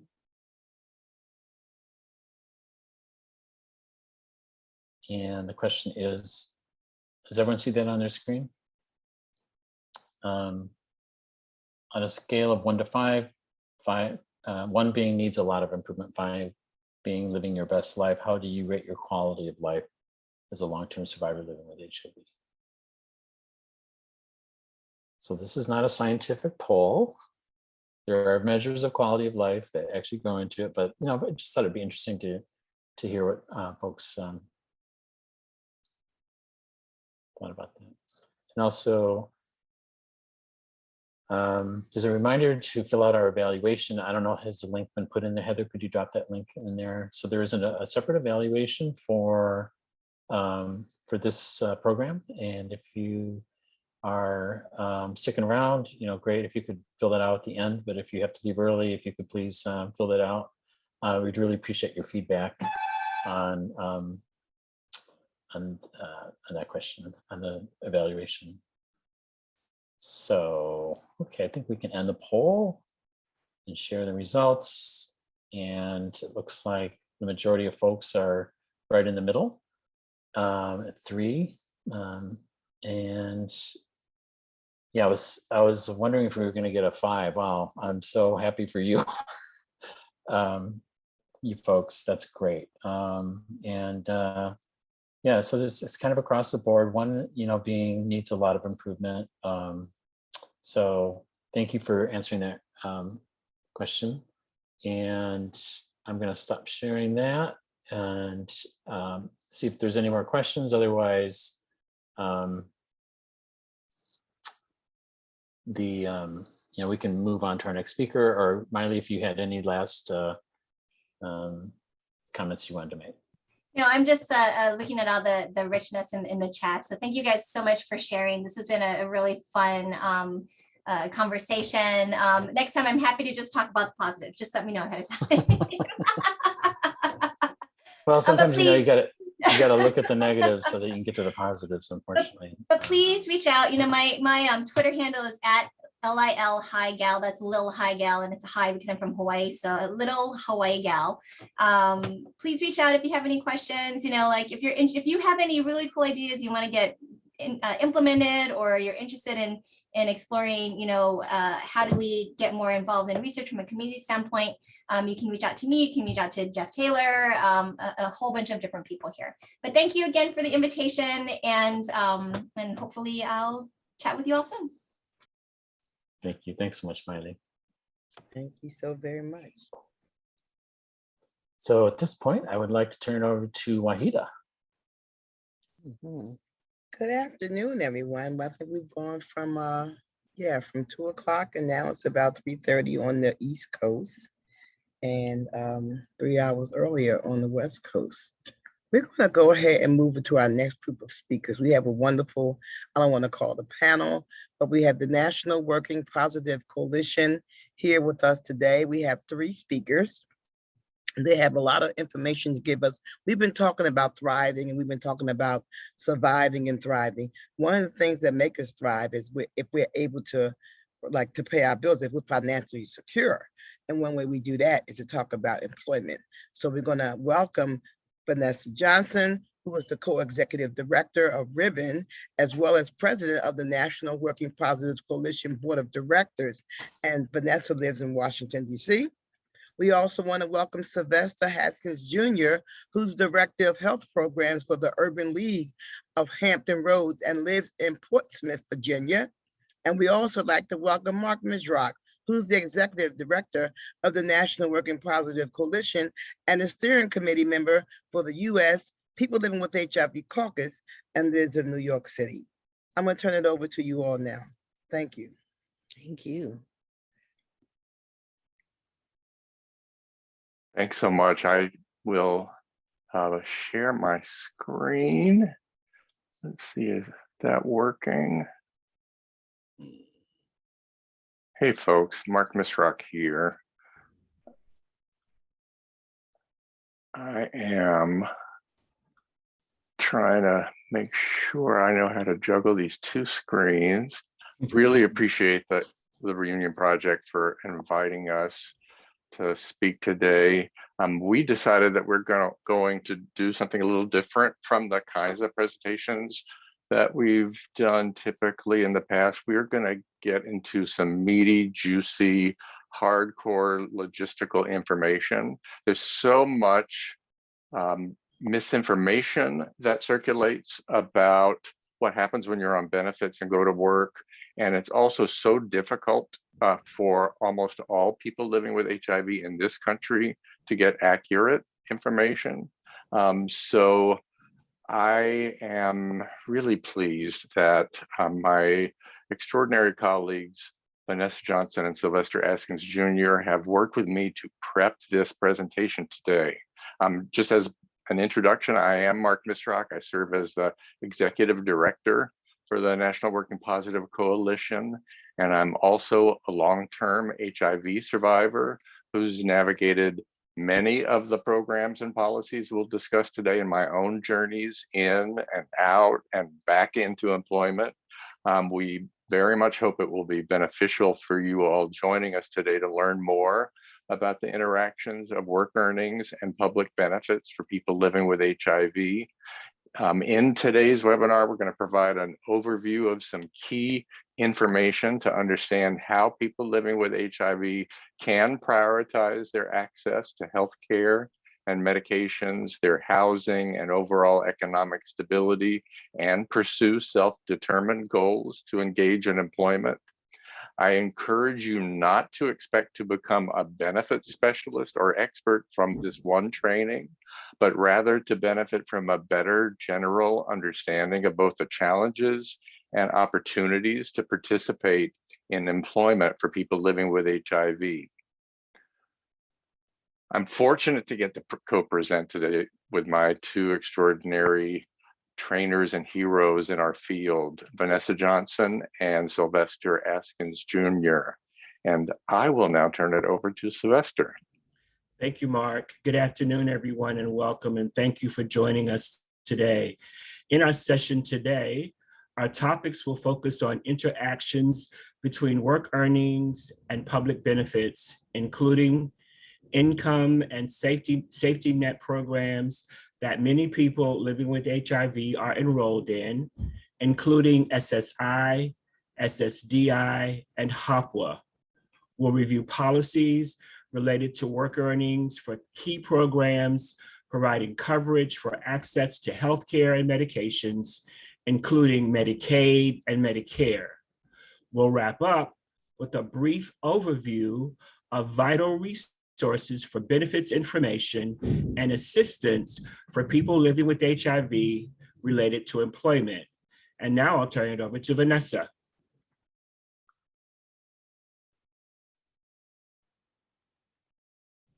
You're on mute, Vanessa. Thank you. We're going to talk about when people, and I said thank you. I said thank you to Mark and Sylvester, and I'm sorry you didn't hear that beautiful thank you, but we're going to continue. When people living with HIV receive benefits at work. We present this webinar today in the belief that increasing understanding of the policies for key benefit programs increases the ability for more of us to make well-informed decisions regarding employment. The public benefits programs that many people living with HIV are enrolled in have been essential for many of us to achieve basic economic and housing stability and access to health coverage for medical care and medications. They may have made our ability to consider employment possible, and it's only rational to be cautious, thoughtful, and well-informed in making employment decisions that could impact access to our resources. It's critical to fully understand that each of these programs have their own eligibility criteria and policies related to work earnings, which are sometimes called work incentives. Since the beginning of the HIV epidemic, very few people living with HIV who are enrolled in public benefits programs have had the opportunity for understanding key work incentive policies for their individual benefits and for well-informed consideration of potential employment options. We're going to talk to you today about how we can collaboratively improve on this history. So now I'm going to turn it back over to Sylvester, who's going to discuss income and housing safety net program policies. Thank you, Vanessa. We're going to start with a look at the primary income and housing safety net programs that many people living with HIV are enrolled in and their important policies related to work earnings. The two cash benefit programs of Social Security for people with disabilities provide essential economic support for many people living with HIV. SSI, or Supplemental Security Income, provides monthly cash payments for people they define as aged, blind, or disabled who have low income and resources. SSDI, or Social Security Disability Income, provides larger cash payments for people with disabilities who are eligible based on having worked long enough. Another key economic stability program important to consider is HOPWA, the Housing Opportunities for Persons with AIDS Housing Assistance Program for people living with HIV and AIDS. Next, we're going to talk about SSI.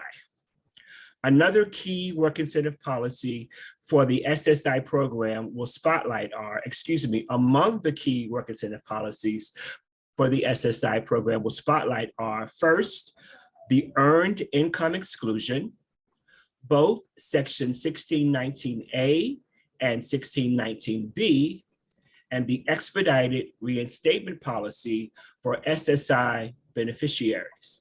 And now we'll turn it back over to Mark.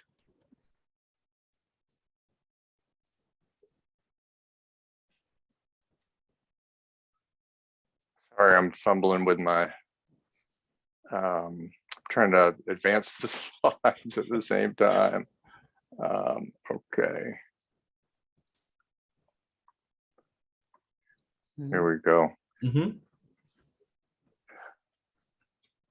Let's take a look at how the basic calculation of work earnings and benefits works for SSI beneficiaries, beginning with the earned income exclusion. Social Security doesn't count the first $65 of work earnings in a month, and doesn't count 1 out of every 2 or half of the remaining work earnings in that month. The total amount of this earned income exclusion is added to the $20 general income exclusion applied to any unearned income received. In most cases, the $65 and the $20 totaling $85 is deducted from almost all SSI beneficiaries' income each month in calculations related to their work earnings to determine their countable income. In this scenario, an SSI beneficiary, here named Tyler, receives $463 in gross work earnings in a month. Deducting,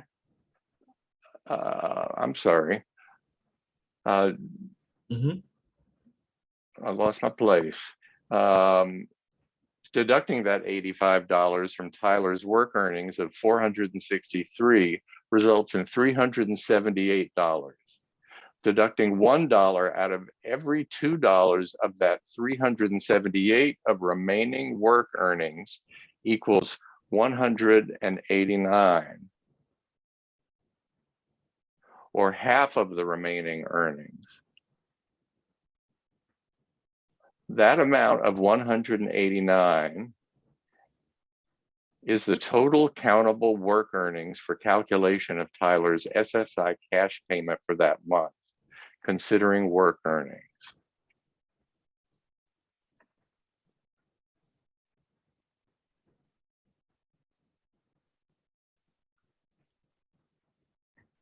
And we are now seeing that Tyler's monthly SSI cash benefit is $881 each month. So what happens? Tyler earned $463 from work this month. So deducting that $85 resulted in $378.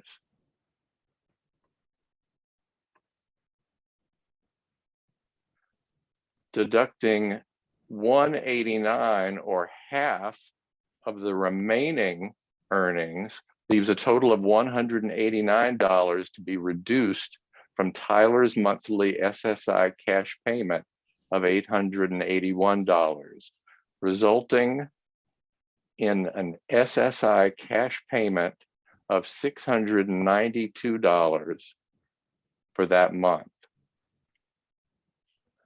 The $463 in work earnings and the SSI cash payment of $692 totals $1,155 of income for Tyler during this month. This is an increase of $274 over Tyler's usual cash amount of $881 from SSI, a little more than a 30% increase in income for that month. This calculation, though, does not take into account standard payroll deductions that could reduce the cash income that Tyler would receive. Under Social Security's 1619A policy, for every month that Tyler works and receives at least $1 SSI cash payment, Tyler will continue to receive Medicaid coverage. Now I'll turn it over to Vanessa.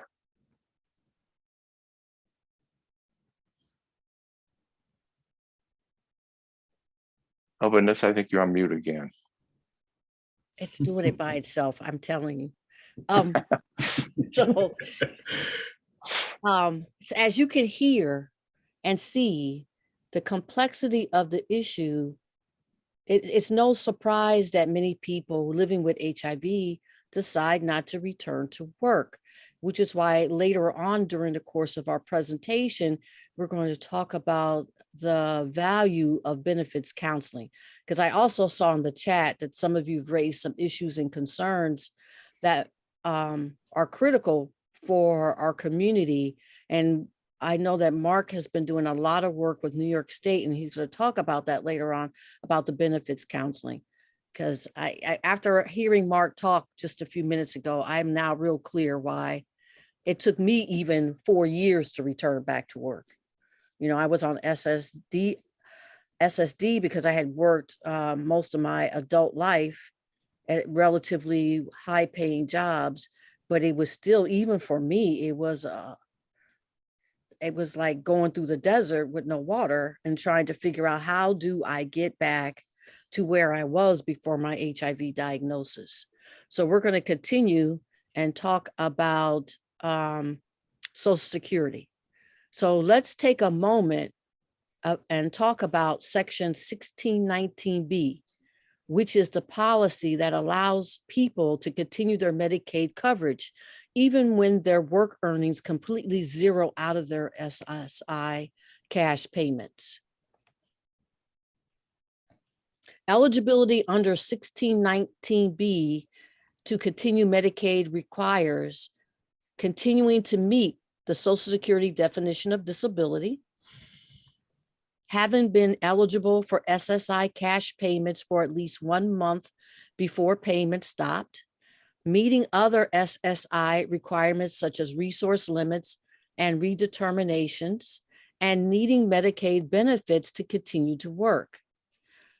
As one example, in New York State in 2022, an SSI beneficiary who worked can earn up to $50,534 to be eligible for Section 1619B Medicaid continuation. Though certain exceptions still would allow eligibility for some of us working where our earnings exceed that threshold amount. The income eligibility varies from state to state, and it would be important for you to look up the year's current income eligibility for your particular state. Now I'm going to continue on and talk about expedited reinstatement. Under the expedited reinstatement policy for Social Security income, an SSI beneficiary can, let me start again.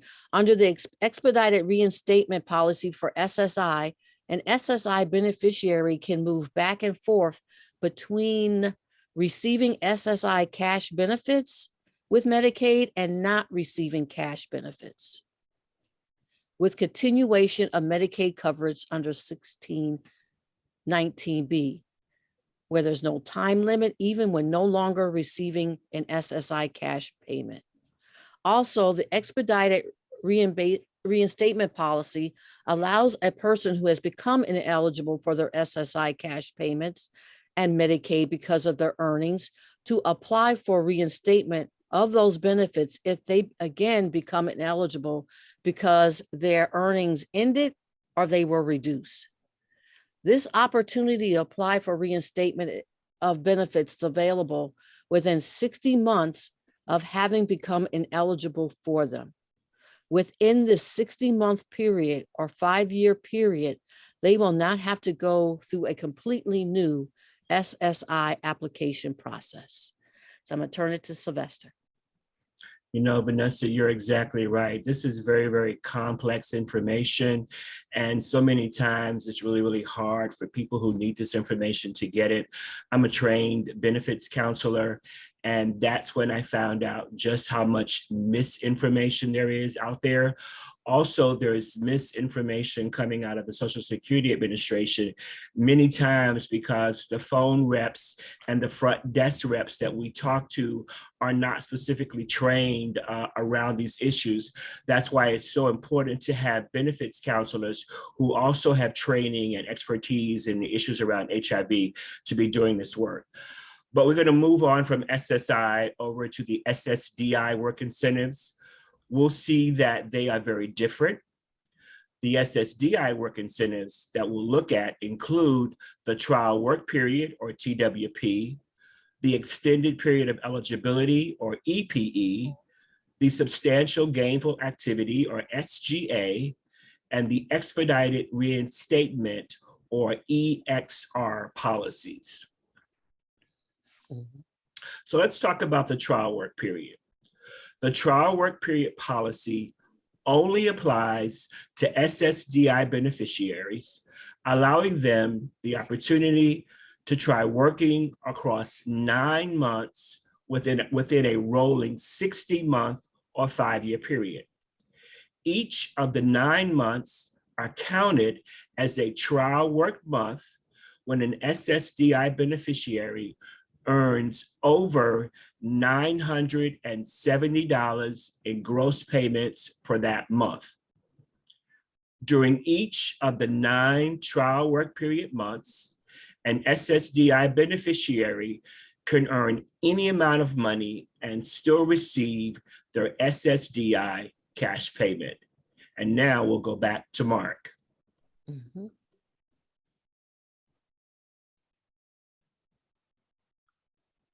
Sylvester, thank you. I'm going to talk about the EPE, which I experienced firsthand as an SSDI beneficiary. On completion of the 9th month of the SSDI beneficiary's trial work period, the extended period of eligibility, or EPE, begins.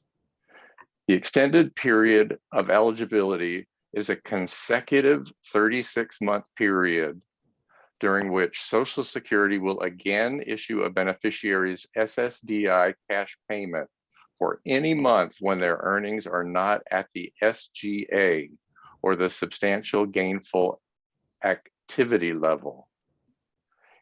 For 2022, the substantial gainful activity level amounts are $1,350 for non-blind SSDI beneficiaries and $2,260 for blind SSDI beneficiaries. In the very first month after completion of the 9-month trial work period, if the SSDI beneficiary earns the substantial gainful activity amount, they will also receive their full SSDI cash payment for that month, and then will again for the next 2 consecutive months. This is called the grace period. When the 36-month extended period of eligibility ends, cash benefits will stop if work earnings meet the SGA level.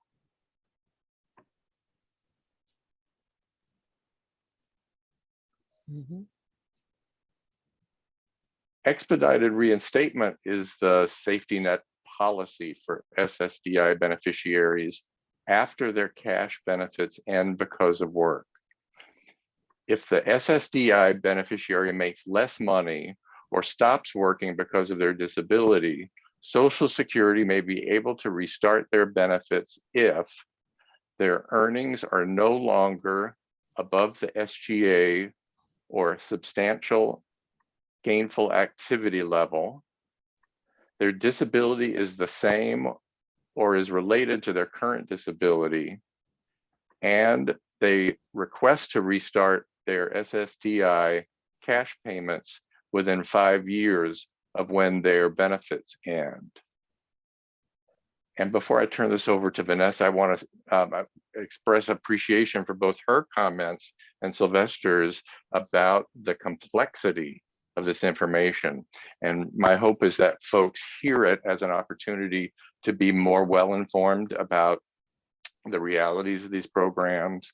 I don't think anyone should feel like there's a need or a preference or any better, higher status if you go to work, if what's best for you is not to work.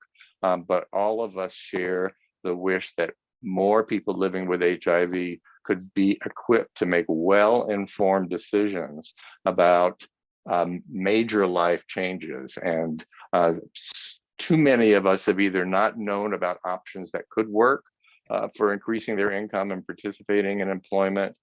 And too many of us have also decided, you know what, I'm just going to take the leap and see what happens. And maybe if they'd had a chance to better understand the ins and outs of these policies, they might have made some difference. That might have made some difference in the kinds of plans they chose.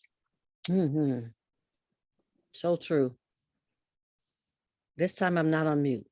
All right. So we talked about the income safety net programs. We're now going to talk about housing safety net programs, beginning with HOPWA. So just want to ask the general rhetorical question as to how everybody is doing. We know we're presenting you with a lot of information. We understand that it can be overwhelming for people living with HIV to consider making changes in their life to participate in employment and increase their income when it's so complicated to understand what will happen and how all could work out and how it all could work out. Most definitely, one of the most important areas of information to understand for people living with HIV is how we can be assured of at least maintaining, if not improving, our health insurance coverage and our access to our medications. We now ask you to consider this question. Did I skip a slide? Oh, you might have, Tessa. Yeah, sorry, you all. Let me go back one slide. I skipped a slide. That's okay. Because we were going to talk about housing safety net programs in HOPWA. So let's start there again. We're now going to move from cash income benefits to housing benefits with a look at the HOPWA program. HOPWA, which stands for Housing Opportunities for People with AIDS, is the only federal program specifically focused on addressing the housing needs of people living with HIV and AIDS.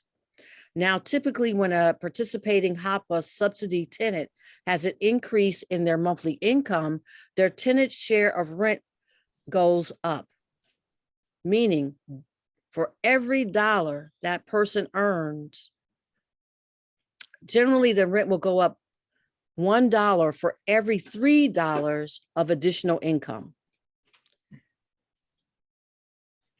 Under the Earned Income Disregard incentive policy, HOPWA housing subsidy program participants are allowed to work without an immediate increase in their contribution to work. So for the first 12 months of new work earnings, all or 100% of their new work earnings are disregarded in calculations of contributions they are required to make towards their rent.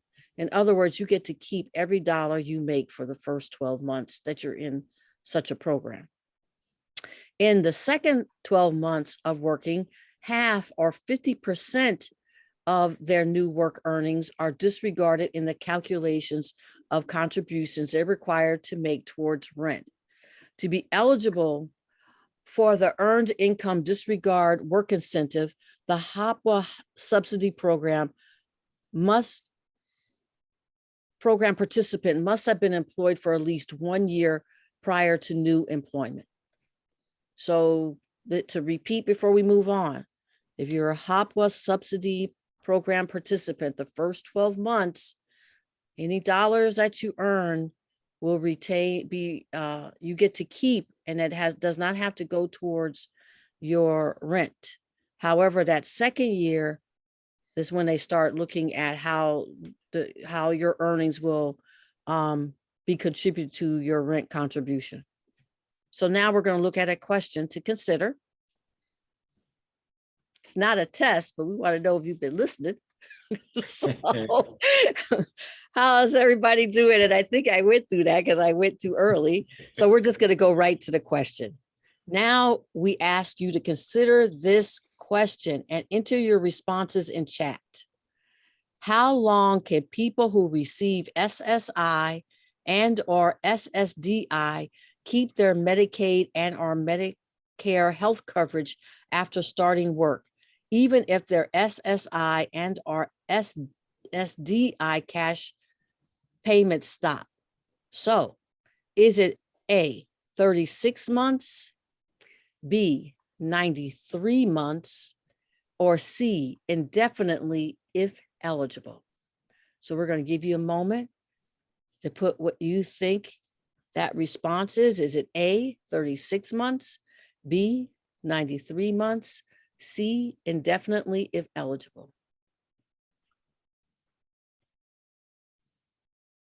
Ooh, you all are good. Yeah, this is a knowledgeable group. Mm-hmm.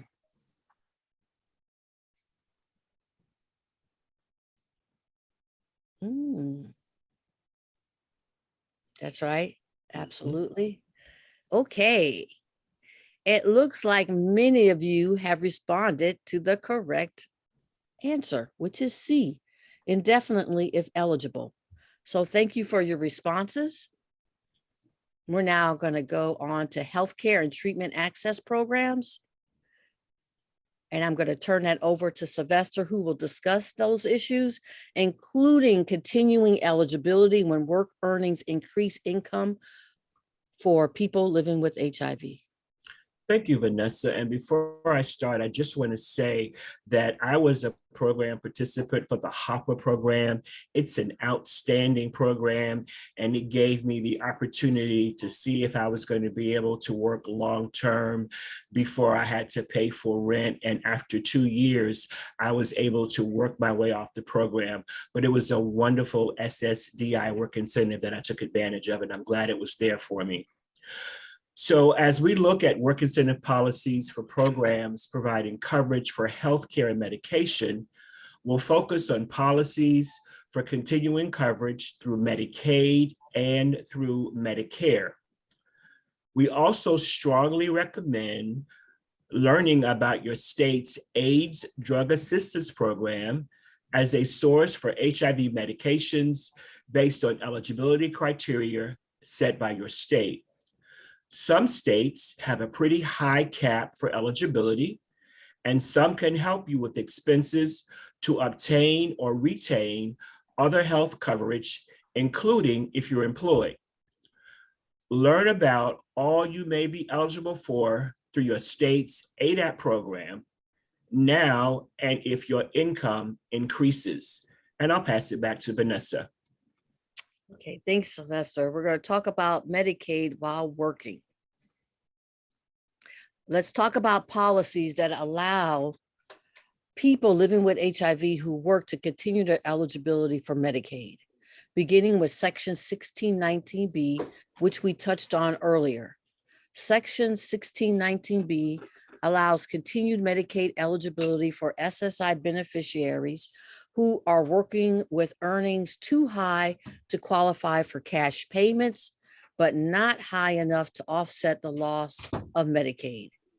Eligibility includes continuing to meet the Social Security definition of disability, having been eligible for an SSI cash payment for at least 1 month prior to cash payment stopping, meeting other SSI requirements such as resource limits and redeterminations, and needing Medicaid benefits to be able to continue to work.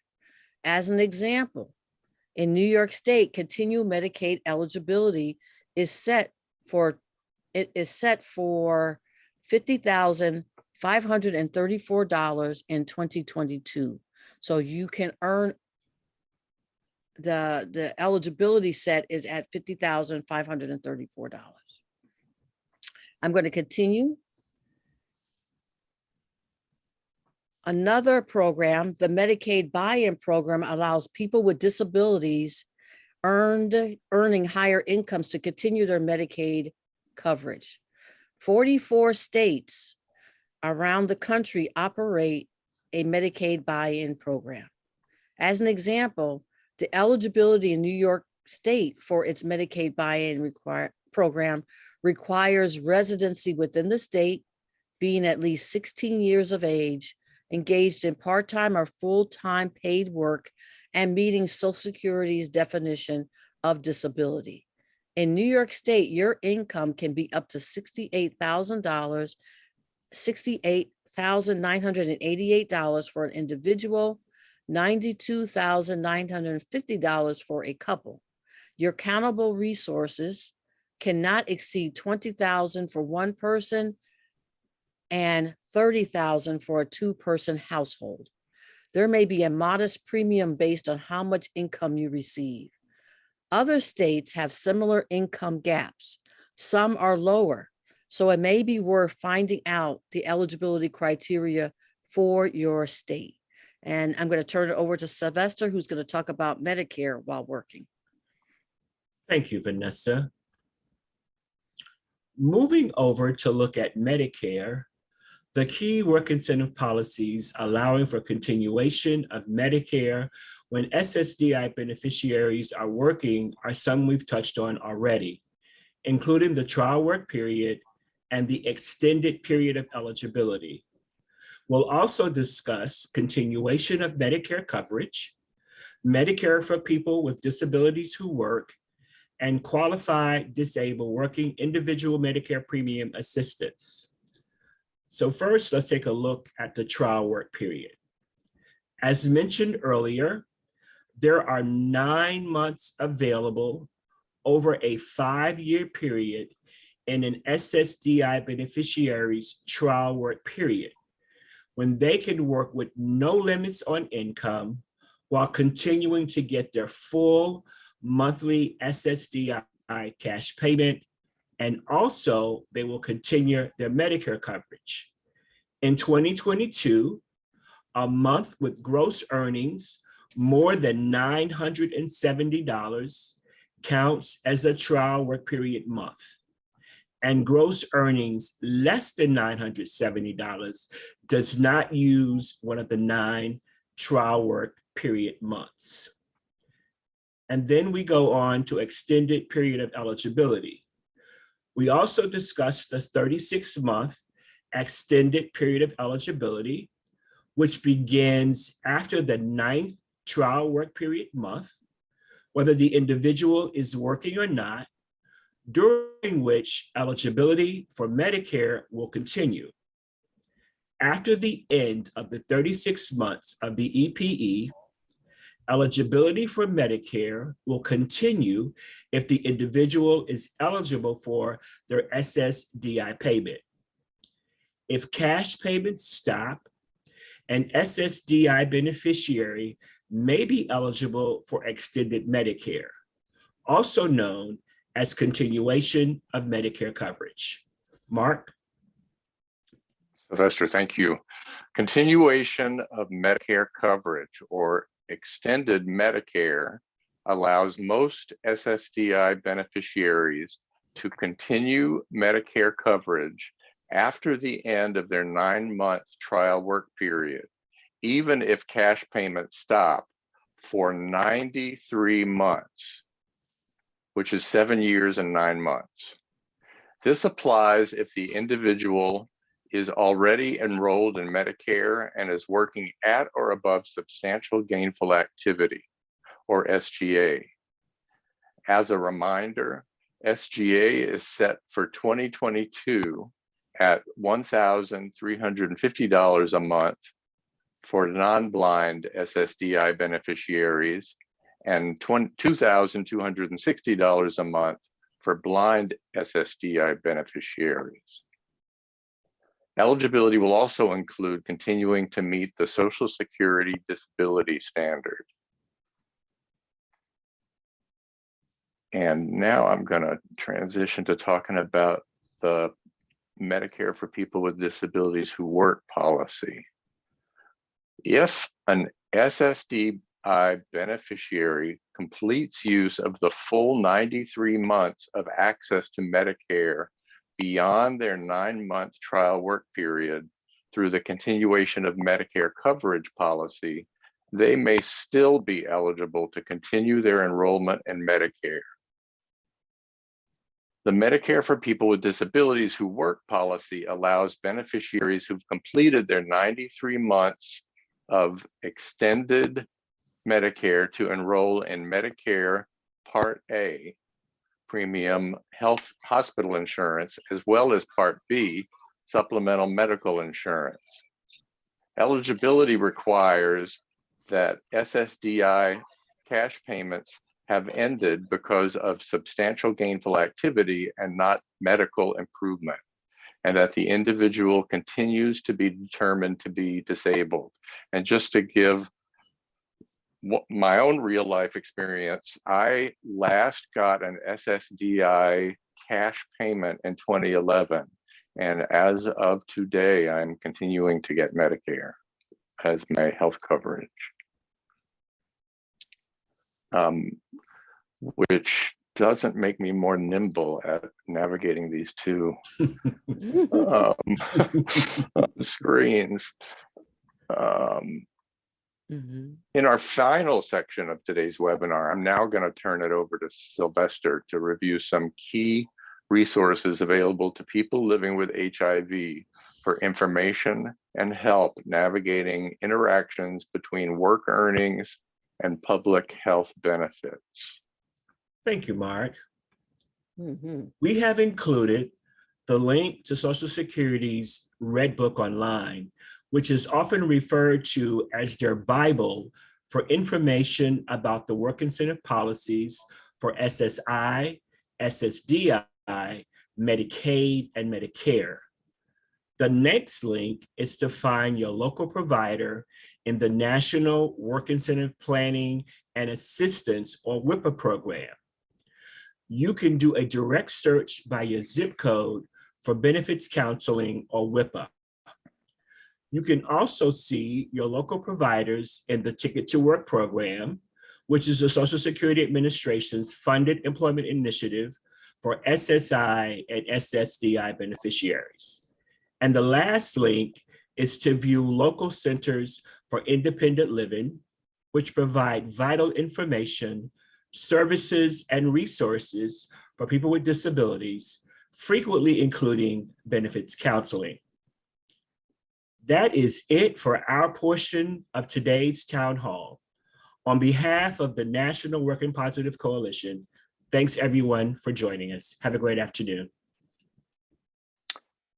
And I just want to check in with Jeff and Wahida. Am I correct that we have time to? Yeah, there's some questions in chat. That's correct. Yeah, there's absolutely. There's a few questions. First of all, let me thank all three of you for giving us information. You were tag teaming and giving us so much information, and we have lots of questions.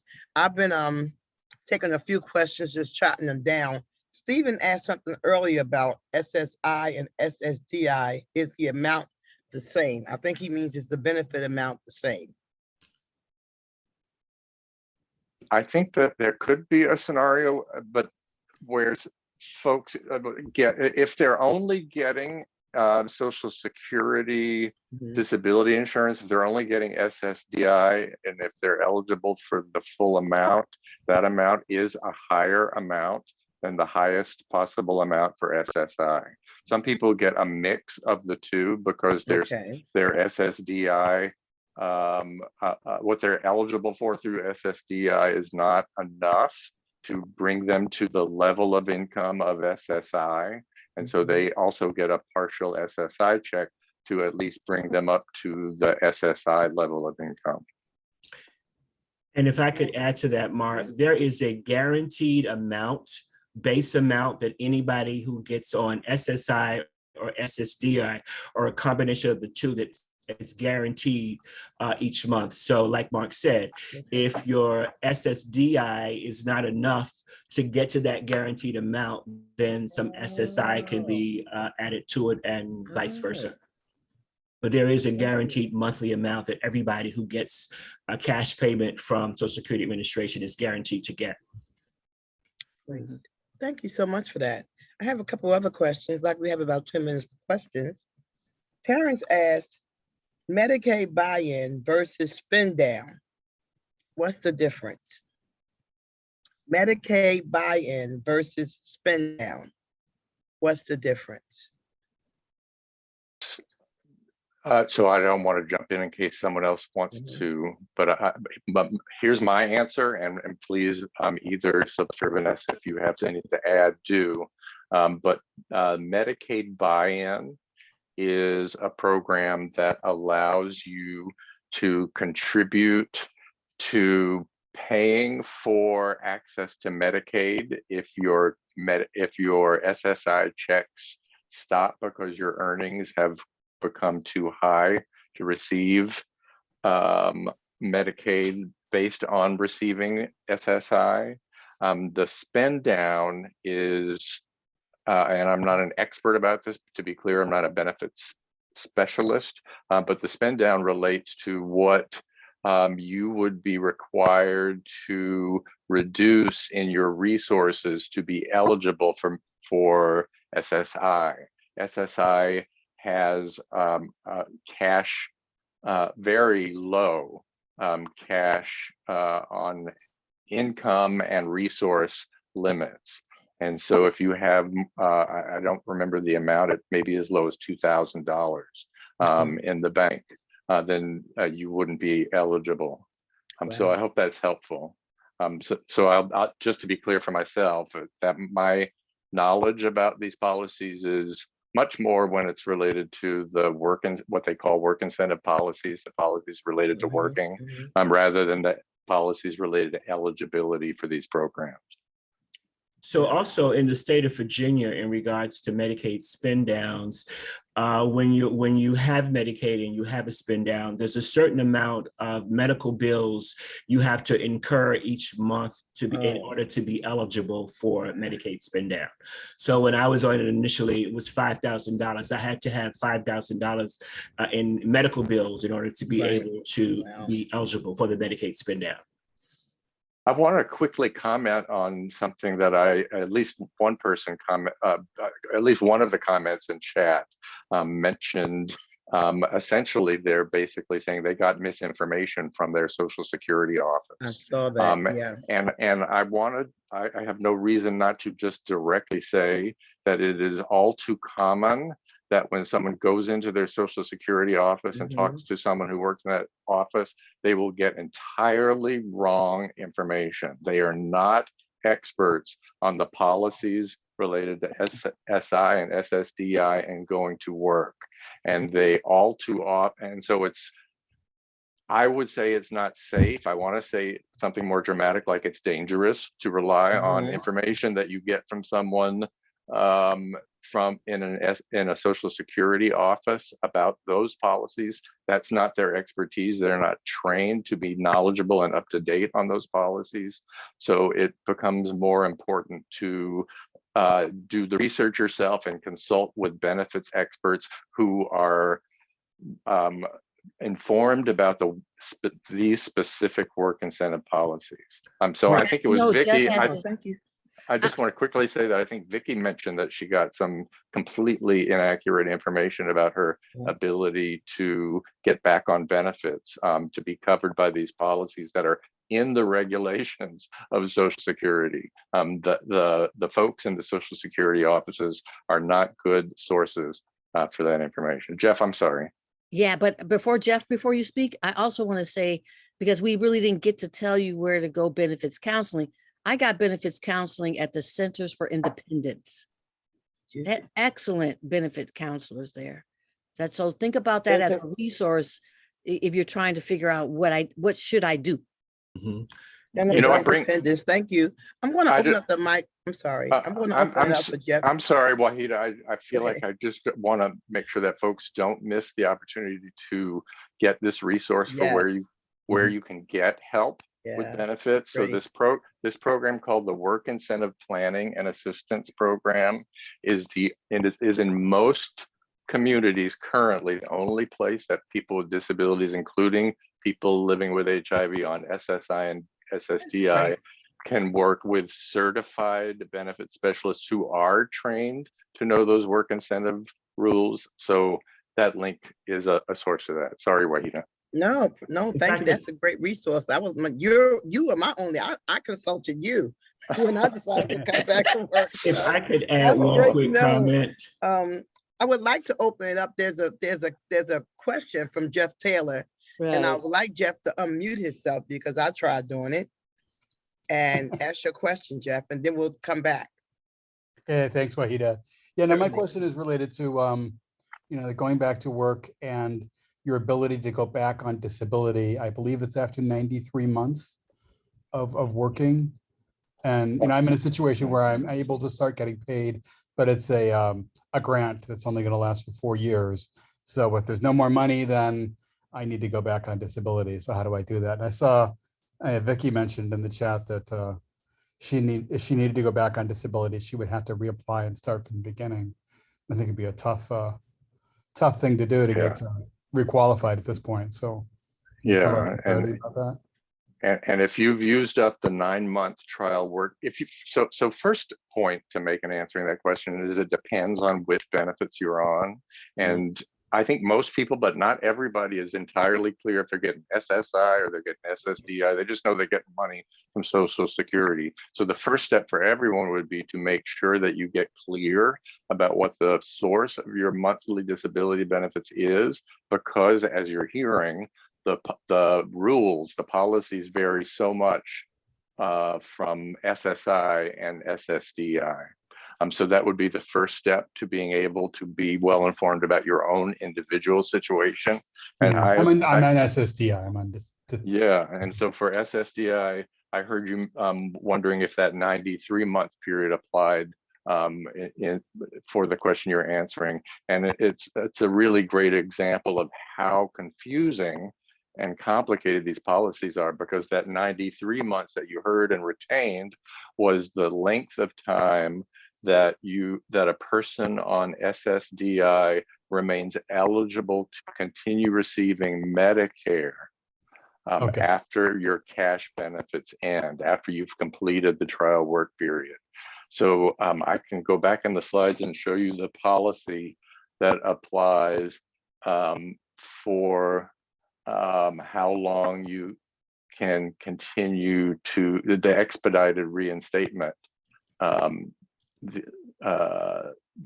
Medicare. So with Medicare, you get to keep Medicare for 93 months, but your bill, I'm sorry, I'm going backwards and you're having to see this happen in real time. There's a 36-month period after your checks stop on SSDI when you remain eligible for a check immediately if your income goes below SGA. Mm-hmm. And Here it is.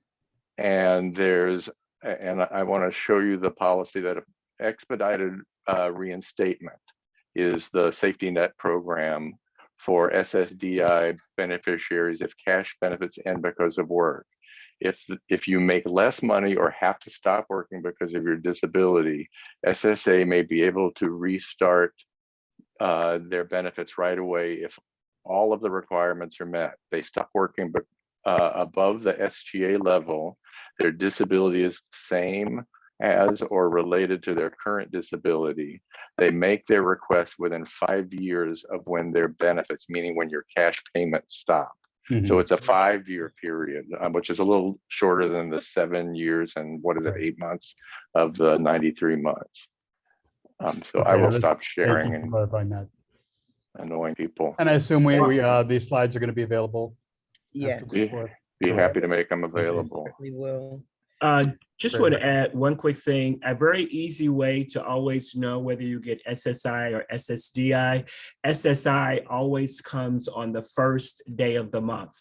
If you get a check on the 3rd of the month, the 3rd Wednesday, or any other date besides the 1st of the month, you're not getting SSI. Thank you, Sylvester. That's pretty clear.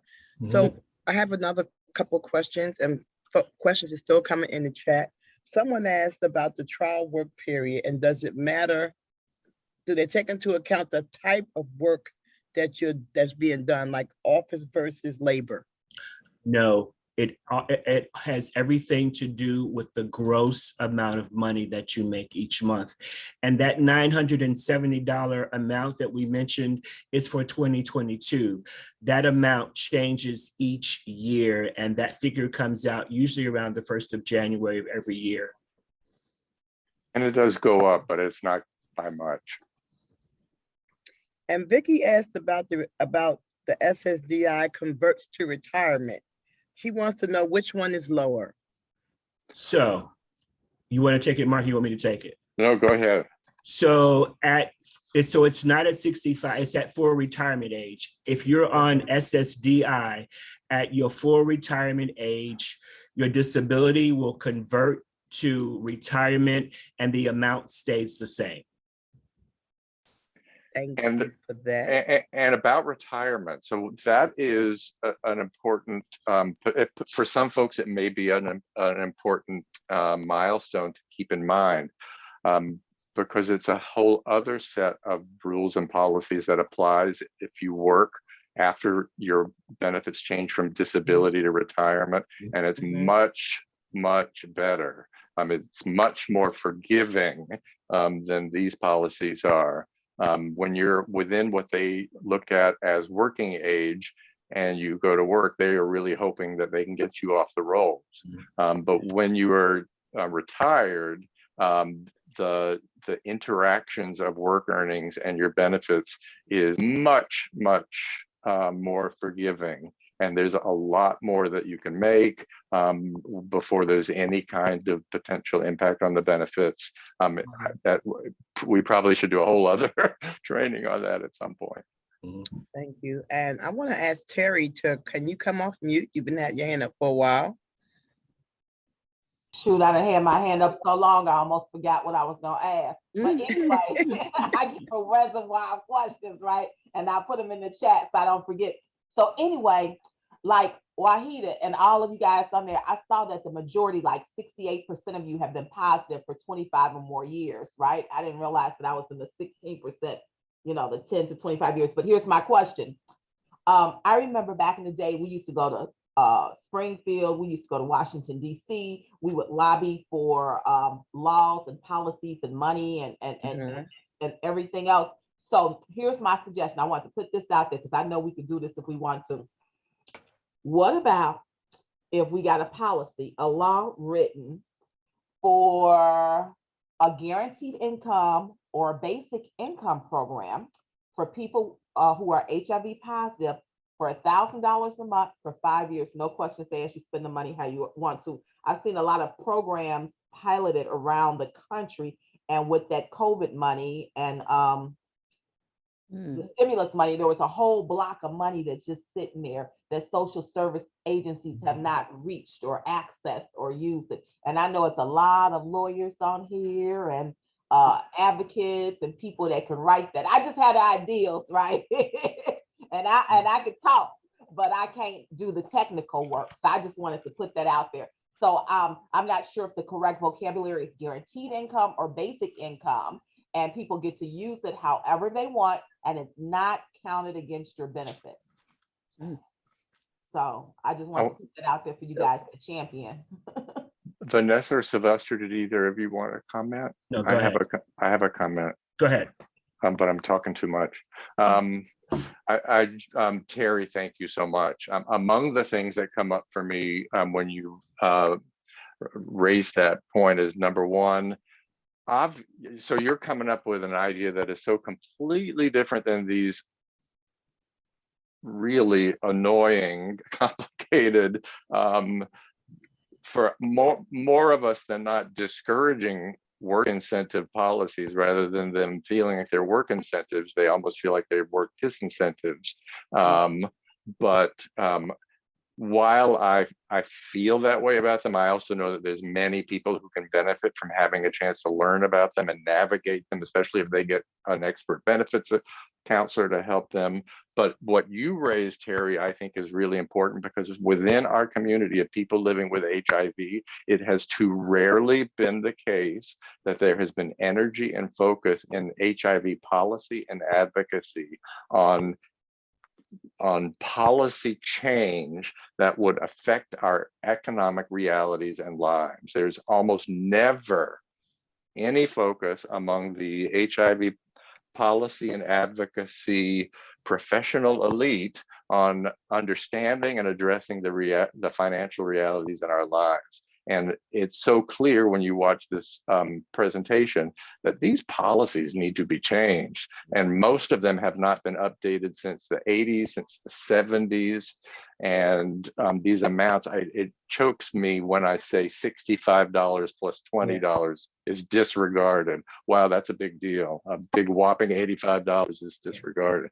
So Terry, I wish I had the superpower to advance that great policy forward, but I do feel like within us as collectively, when we have not had a history of calling for attention to our economic challenges, to our employment challenges, we have rarely seen our local HIV service agencies pay attention to it, and we have not seen the federal HIV programs respond to it, and we haven't seen the policy advocates take it up. So I just want to, I guess I want to lift it up and support it. So we're going to have to close the session. Miss Dr. Baker said that, they didn't expect anybody to live this long. And we understand that. And I just want to add that maybe this is something that we take up with AIDS United, since AIDS United makes the policy for AIDS Watch and things that, and then this. But this is something that has to be, we have to ask, we have to put that question out. If we don't ask for it, we're never going to get it. So we have to find a way to start forming and lobbying around those sort of issues for us to get increases, specifically for people living with HIV. I want to thank all of our, the whole group for, I don't want to say panelists, I don't know what y'all just did here, but I want to just thank the National Working Positive Coalition for bringing so much energy and so much information to the space. It is now time for me to turn this over, transition, and I think we're going to do an interactive activity. And I think that we're going to call up Heather, and we're going to call all the co-hosts, Heather, Linda, and Jeff Berry. Oh, is it another poll? Okay. Well, Linda has to do a poll, conduct a poll. Y'all want to do the last poll? I got a comment, but I'm going to hold out on it. But we're going to go get that money. We're going to figure that out. All right. Oh, that's right. How concerned are you about your finances and retirement? I think we know the answer, but we're going to post a poll up there and you tell us, right? Because this is how we start the conversation around policy and policy initiatives, is when you tell us, because then we can go to whether it's the Reunion Project Steering Committee or AIDS United or the caucus. We can say the constituency, the membership, the network is saying to us that the most majority are extremely concerned, right? So please answer. If you haven't answered any other poll today, Terry, thank you for that. Like rocket science, super duper califragilisticexpialidocious space that, some agencies can't afford us to be financially well because there are benefits in their accessing income the way they access, and there are a number of things, but that doesn't mean we don't qualify and we aren't eligible for it. I love it. I see a couple more folks are still popping in. I'm gonna give you about 10 more seconds. I'm getting ready to pop out of my skin because that was like, that's like drop the mic kind of thought process. And the Reunion Project definitely will lead and begin talking to folks at the caucus and AIDS United to see, because you can't tell all your stuff. Can you tell too many people, they kind of take it away so let's play with it. So I'm not surprised, because if I could have voted, I would have voted the same way, because you're right, Dorcas. They told me I wouldn't be here beyond November 1992. So my retirement ain't in place. So extremely concerned. More than half of us, almost half, are extremely concerned about our retirement space. So thank you, everybody. I'm turning it back over to Wahida. Okay, thank you, Linda. Yes, we're living in a world that is not prepared for us. That's what I'm hearing. So we're going to turn it over and we're going to start our closing exercise. It's an interactive exercise. And if Heather puts up the screen, I think I'm supposed to kind of like tell you all, give you guys an idea about how it works. It's called AHA, correct? But no, we're calling this is the Term Survivors Talk Back, is what we're calling this. And we're going to create a whiteboard together, get our creative juices going. We have a series of questions we're going to ask you all to respond to. And if you see the whiteboard, there's your tools are over here on the left. Well, you see with my arrow, these are your tools. If you want to write something, you have to hit the T, and that will allow you a text box to write. And also, if you want to just draw something, you can just hit the pencil and just draw if you want to draw, right? And also, you can also add color. If you want to add color, you can touch your box and you can add color, or there's color over there. But all over here, these are your tools. We want you to play with them. You figure out, like, you know, you can put arrows different places. You can draw arrows. You can make it move. There's a lot of prompts for you to use over here in this toolbox. Also, there may be another row, another level. Yeah.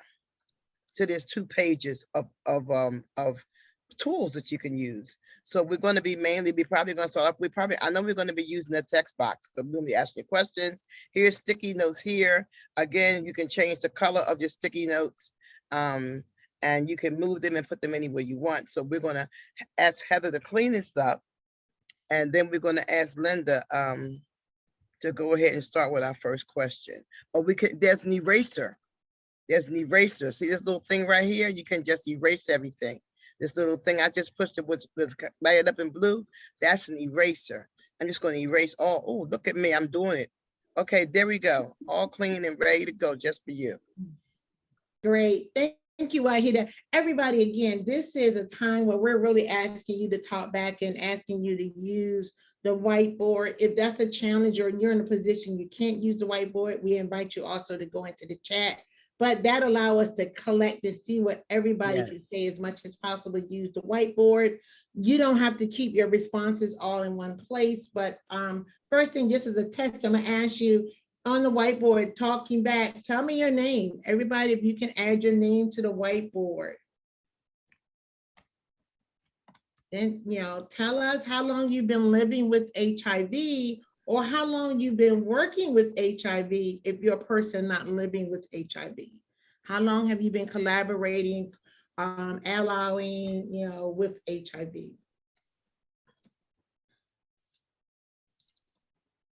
So thinking about your person living with HIV, what is needed for you to overcome? I'm sorry, I forget one thing. What's the biggest challenge as a long-term survivor HIV that you're dealing with, you're struggling with?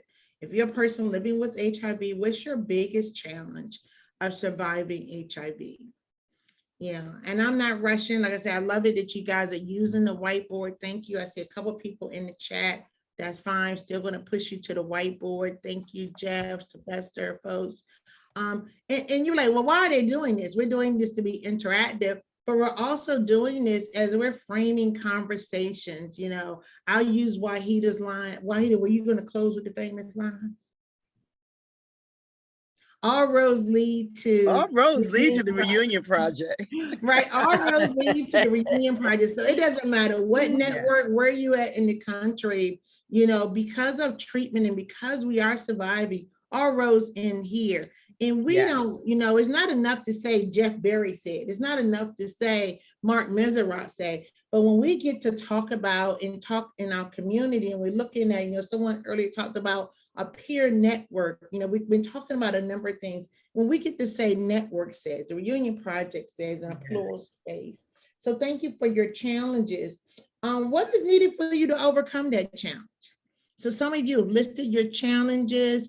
Tell us what is needed. What would you need? You know, don't say the Powerball, because I need that too, right? Although a good Powerball can really help a lot of us. How many folks will share with the group? Say they got to be crickets. All right, I'm gonna share with the group. I'm going to Bora Bora, but I'm gonna send some donations.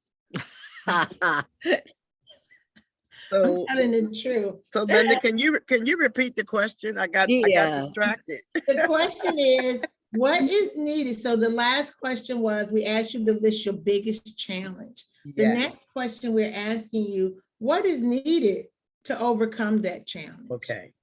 You know, maybe for someone, they're living under income. And maybe it's Terry's recommendation that $500 more a month will make a huge difference. You know, maybe not having to pay a portion of my rent, you know, or maybe rent control. I'll just throw a couple things out there. And again, I see y'all in the chat. I'm gonna try to push you to the whiteboard as well. Less medication, I know that's right, more money. I see different things. All right, I'm going to go to the next question. We're almost done. How are you feeling following today's event? So we've had 2 great sessions today. We had an opening, we danced for folks who was on early. We was rocking a little bit to a beautiful song about freedom. We've had a beautiful grounding exercise, and we had Dr. Karris, who was with us early, and then we just had the National Working Positive Coalition folks talking at us. How are you feeling following today's event?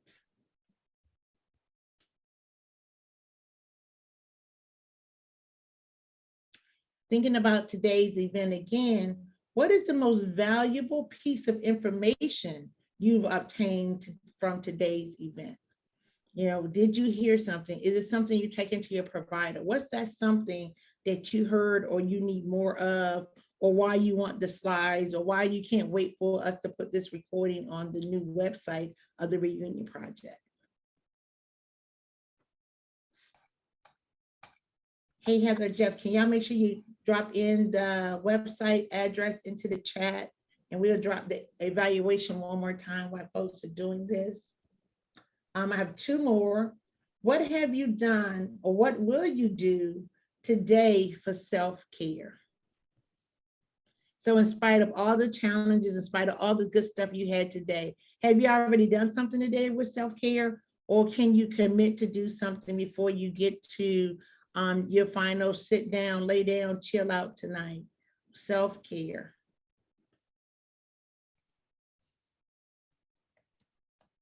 Wow, I see you, Olga. Olga said, going back to work. All right. Jeff, tell his beautiful dogs. Take the dog gonna take Jeff. Oh, for a that's walk so in the park. nice. Yeah. Yeah, the dog gonna take Jeff for a walk. He's gonna, are you wait, you have the baby in there with you, Jeff? Okay, I'll stop. So those of you that can, I'm really pushing you to the pencil now. Using the pencil tool, do your best drawing portrait of yourself today. So use the pencil.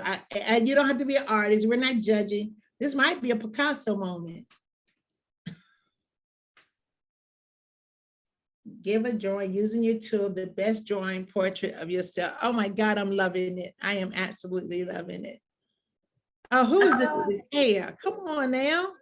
Just so folks know, you can scroll up and down and side to side if you need space. Yes. Here we go. Let's give us, okay, here, let's draw. All right, I'm gonna draw too. I'm gonna draw. Look, oh, that's me drawing. Look at my eyes. I'm gonna put some eyelashes on. I put the hair on, the I curls. ain't got no, put my rhinestones right there on my head, and my rhinestones. And I'll put a little necklace on and my lipstick. Y'all know which one is me. Thank you, everybody. This is a beautiful piece. I love, we talked about, you know, Robert there and cooking and getting connected. I see these things Jeff telling us about long-term survivorship. I love the images. Oh, who drew a really nice image right here that I'm circling? Like they have real eyelashes and stuff. Connected, nice to talk with, nice to talk. I love this program. This was an incredible time. That's what we do at the Reunion Project. Wahida says it from the beginning, it's part of our pillars, connecting folks together, connecting our stories, learning from each other. Thank you for writing in the chat, being a participant. We're going to take that stuff and we're going to read what you said. We build that into the work we're doing, and we hope you'll see it in the outcome, not just in our town halls, but the other work that's forthcoming over the Reunion Project. Thank you guys. Thank the Reunion Project for letting me come in and support the town hall, but I'm turning it back over to Wahida and Jeff to close us out.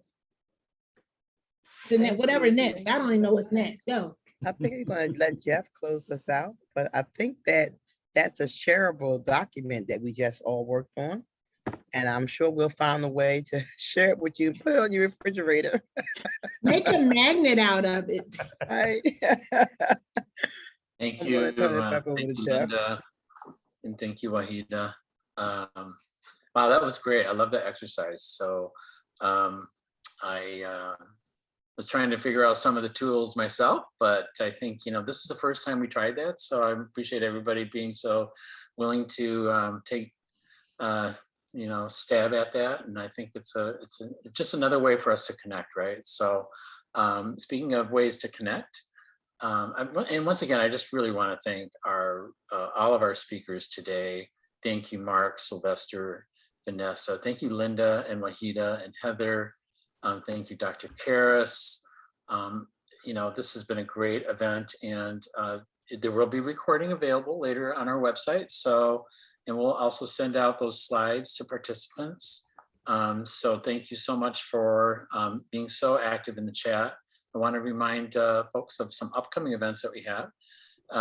We have a bi-monthly toolkit webinar series, and our next one is August 10th from 2 to 3:30 p.m.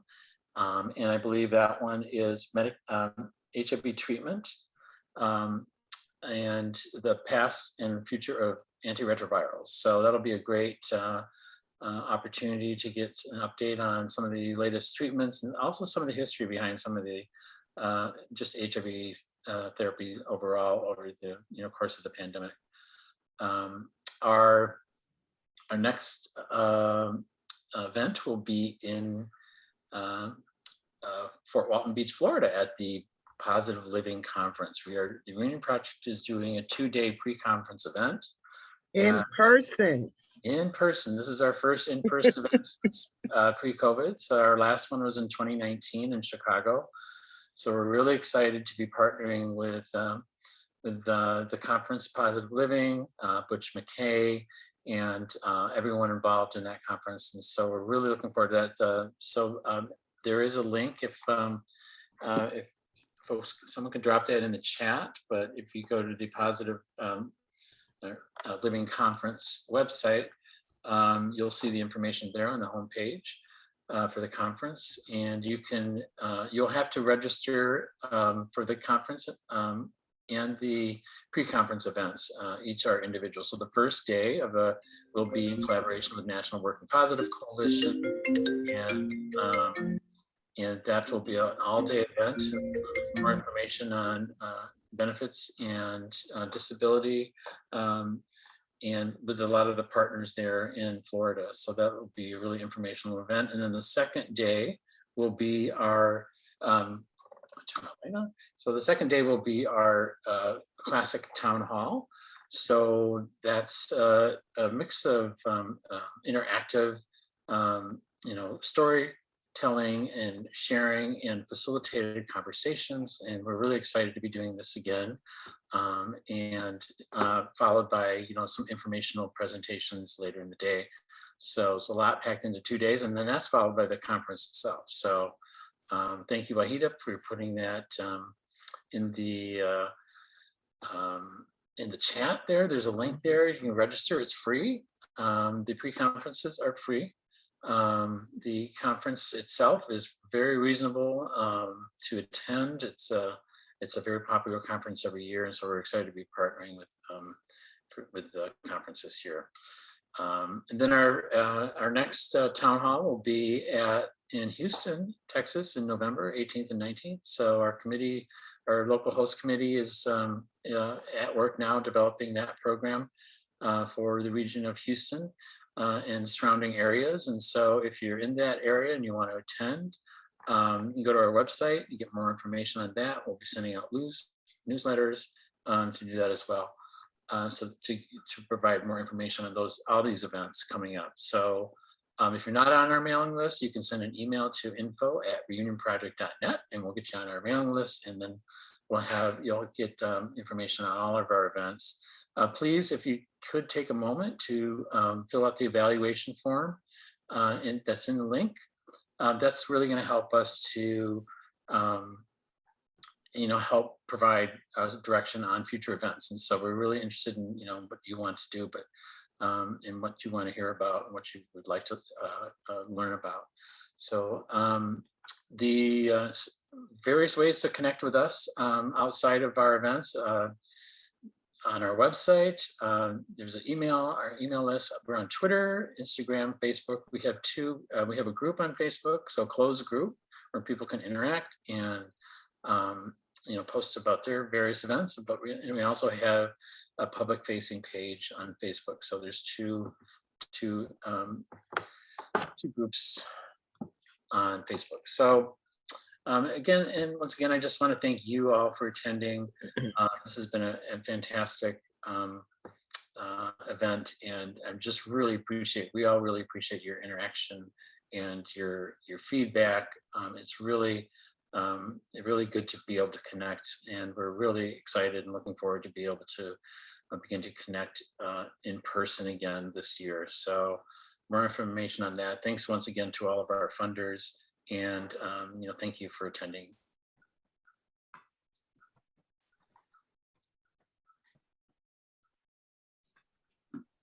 Thank you. Hey, Jeff and Wahida, can I just pop in for a second? So Anthony, I'm gonna mess him up. The Giovanni, he's had his hand up for a long time. He had his physical hand up. I think he doesn't know how to. Yeah, he did. I saw two hands near the end, but we ran out of time. He's still here? Is he still here? Anthony actually left. He said he had to leave. Yeah. So he's here. Then he must have came back. Anthony is still here. Oh, Anthony's still here? Yes, Oh, that's a different I just had Anthony. one question, and it was something that Jeff brought up about medications. This is a question, this is something I'd like to advocate in the future. With all the medications, I'm a long-term survivor. I've been on everything from the first drugs to the most current, and I've seen a lot of new drugs come out, a lot of new changes, a lot of new classes. But one class has been stuck in the past and hasn't moved on, other than the newer variation of Variad and the new combinations. They are stuck. And I can't really take any of those without having problems. I went to the newer Variad to get away from problems I had with the older, and I started with newer problems, diarrhea and other things that I'd never had happen before. But, currently I'm on Jaluca, a 2-drug treatment, and had I continued on in the prison system, I'd have been just in a world of hurt, because many times I've been resistant. I've had to take treatment interruptions. I was on the earlier study of a structured treatment interruption, and it was a success. And they don't do it and practice it today, but what they do or don't do doesn't matter to me. I'll practice them if necessary, but that was only in the prison system. Now that I'm home, I have complete control over my medication, so I don't have to miss doses. Hey, Anthony, for a Yes, second, because you're gonna get me in trouble if you don't have a question. Because I stopped the end of the show because I thought you had a question. I need you to ask the question, because I'm visiting Anthony. Don't get me in trouble. Right. Well, basically the question is, what are they going to do with the new class? When are they going to make some changes? When are they going to add some new medications?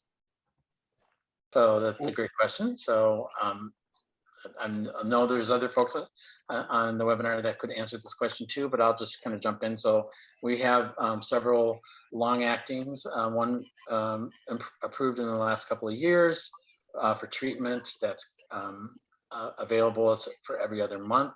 And there's another one that's coming down the pike relatively soon. I think it's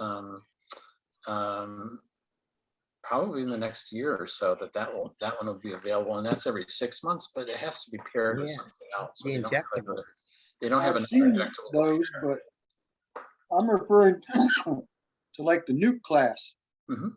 Yeah, so the new injectable is a new class. It's a capsid He's inhibitor. saying a nuke. He's talking about the nuclear ice. Yeah, the nucleoside. Okay. So let us follow up. Let us get some of Yeah, we wish some the of folks doctor who was work still in here. research to follow up with Oh, I you. thought you said new class. I'm sorry, new. Yeah, nuke. Yeah, He's I mean, saying nukes, Like right? the nuke- He yeah, the uses, he's nucleotide. old timing himself, calling it a nuke. Anthony, but let us connect you because I'm in trouble. I'm gonna tell you now, I'm in trouble. All But right. we will Not at all. connect you with some folks, maybe Jeff Teller, some folks who can help you about, is that even happening? Or have they decided not to move forward? Because a number of those things just did not make it through for a number of different reasons. Guys, I'm gonna turn it back. Please forgive me. Thank you. I appreciate it. Rest of We the appreciate you. They're gonna beat me up later. Y'all Never get that. good. No problem. We Anthony, appreciate you. We're sorry we didn't see your hand. I'm sorry the doctor's not here to answer those questions that you have. It sounds like that would have been a great question for that medical provider who's here. If you and attend our- Anthony, I just want to encourage you to come to our medication webinar, to our Yeah, webinar 10th, in right? August. So that August our 10th. Dr. Folheber, he's Come on. excellent and he can answer your questions. So please It's, come. And we promise to Will do. call on you. it's like Prego, right? Anthony, the TRP is in there. It's We in got there. All roads Yeah. lead to Reunion Project. We got you. Thank you so much. Y'all go easy on Linda now. Thank you. Yes. All Yes. right, Queen. Everybody take care. Linda, you're good. You're good. Thank you all for staying. People are still here. Thank you, No. guys. Thank you. Let us dance our way out. Right? Ramona says she needs more. I saw Ramona in the chat box. She says she needs more. We're going to give you more. We're Just gonna can't reach give you out to more Ramona. today. She wants to be a member of the Reunion Project. She wants more Absolutely. Go to our information. website, the reunionproject.net. Yeah. Reunionproject.net, and join our list. Where you can know whenever we're having something, you get automatically invited in. We also have Facebook pages. Jeff mentioned the Facebook pages. We have a private Facebook page. And just sign in. We'll let you in that. We'll let you in that as well. Great. Thank you, It's good to see everybody. you. I just saw Rodney here. Hey, Rodney, good to see you. Okay. Thank you, everyone. Okay. Good to see you I'm gonna too. sign off. Wahid, are we staying back for a second? Are we good? Thought we were good. We're good. We're We're good. And Linda, Have we a love great you. night. Thanks for stepping in and helping us out. Thank you. Thanks for everyone. all your TA in the background, Heather. You did great. Great job. Thank you, See you guys. all see you in tomorrow. Goodbye, everyone. Bye-bye.